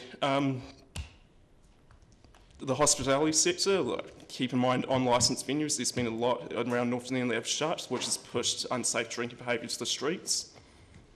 Music venues, we're missing Sammy's now, which was a great venue for local Dunedin artists and some of the smaller international artists. So I'd like to see that revitalised into a music venue.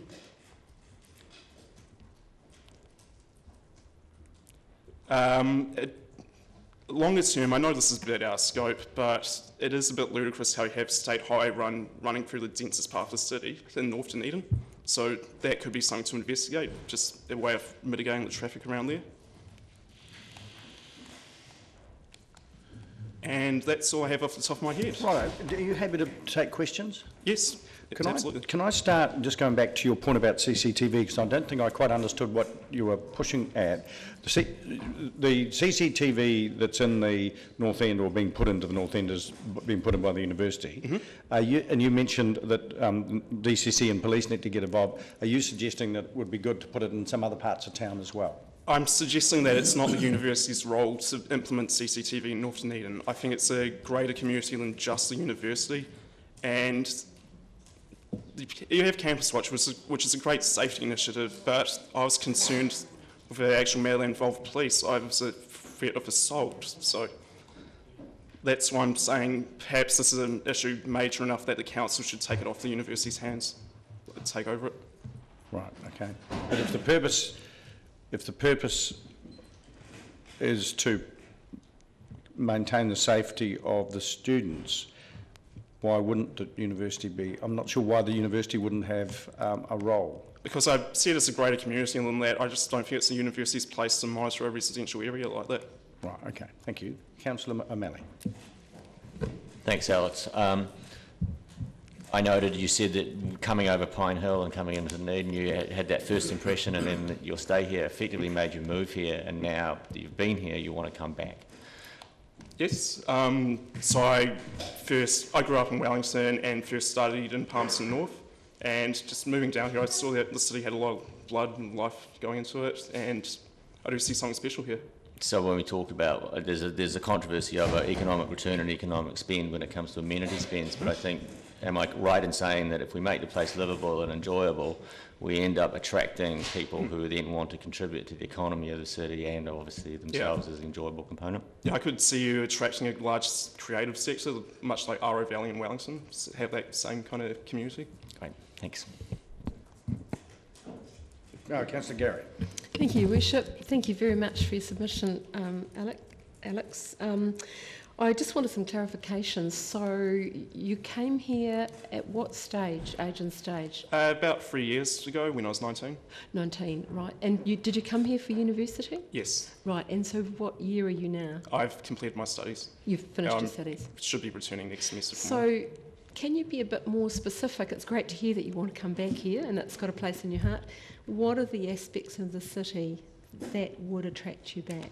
The tech sector specifically, because I'm studying as a computer science student, I've just participated in Startup Weekend. There is a good community for that, just fledgling. You've got a couple of small companies like Rocketworks, Timely. I can see a lot of room for investment there. Excellent. Well, we look forward to seeing you come back. No further questions? Alex, thank you very much for your submission, and we really appreciate that someone in your age demographic takes the trouble to come and make a submission, so thank you. Thanks. Okay, councillors, that is the 1240 submitter didn't show up, and we're not going to wait any longer, so I'm going to move from the chair that we move into non-public.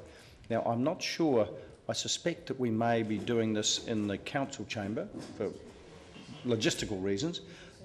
Is that what we're doing? Well, anyway, I'll move from the chair that we go into non-public. So, do I have a second? A second to Councillor Newell. All those in favour, please say aye. Against? Carried.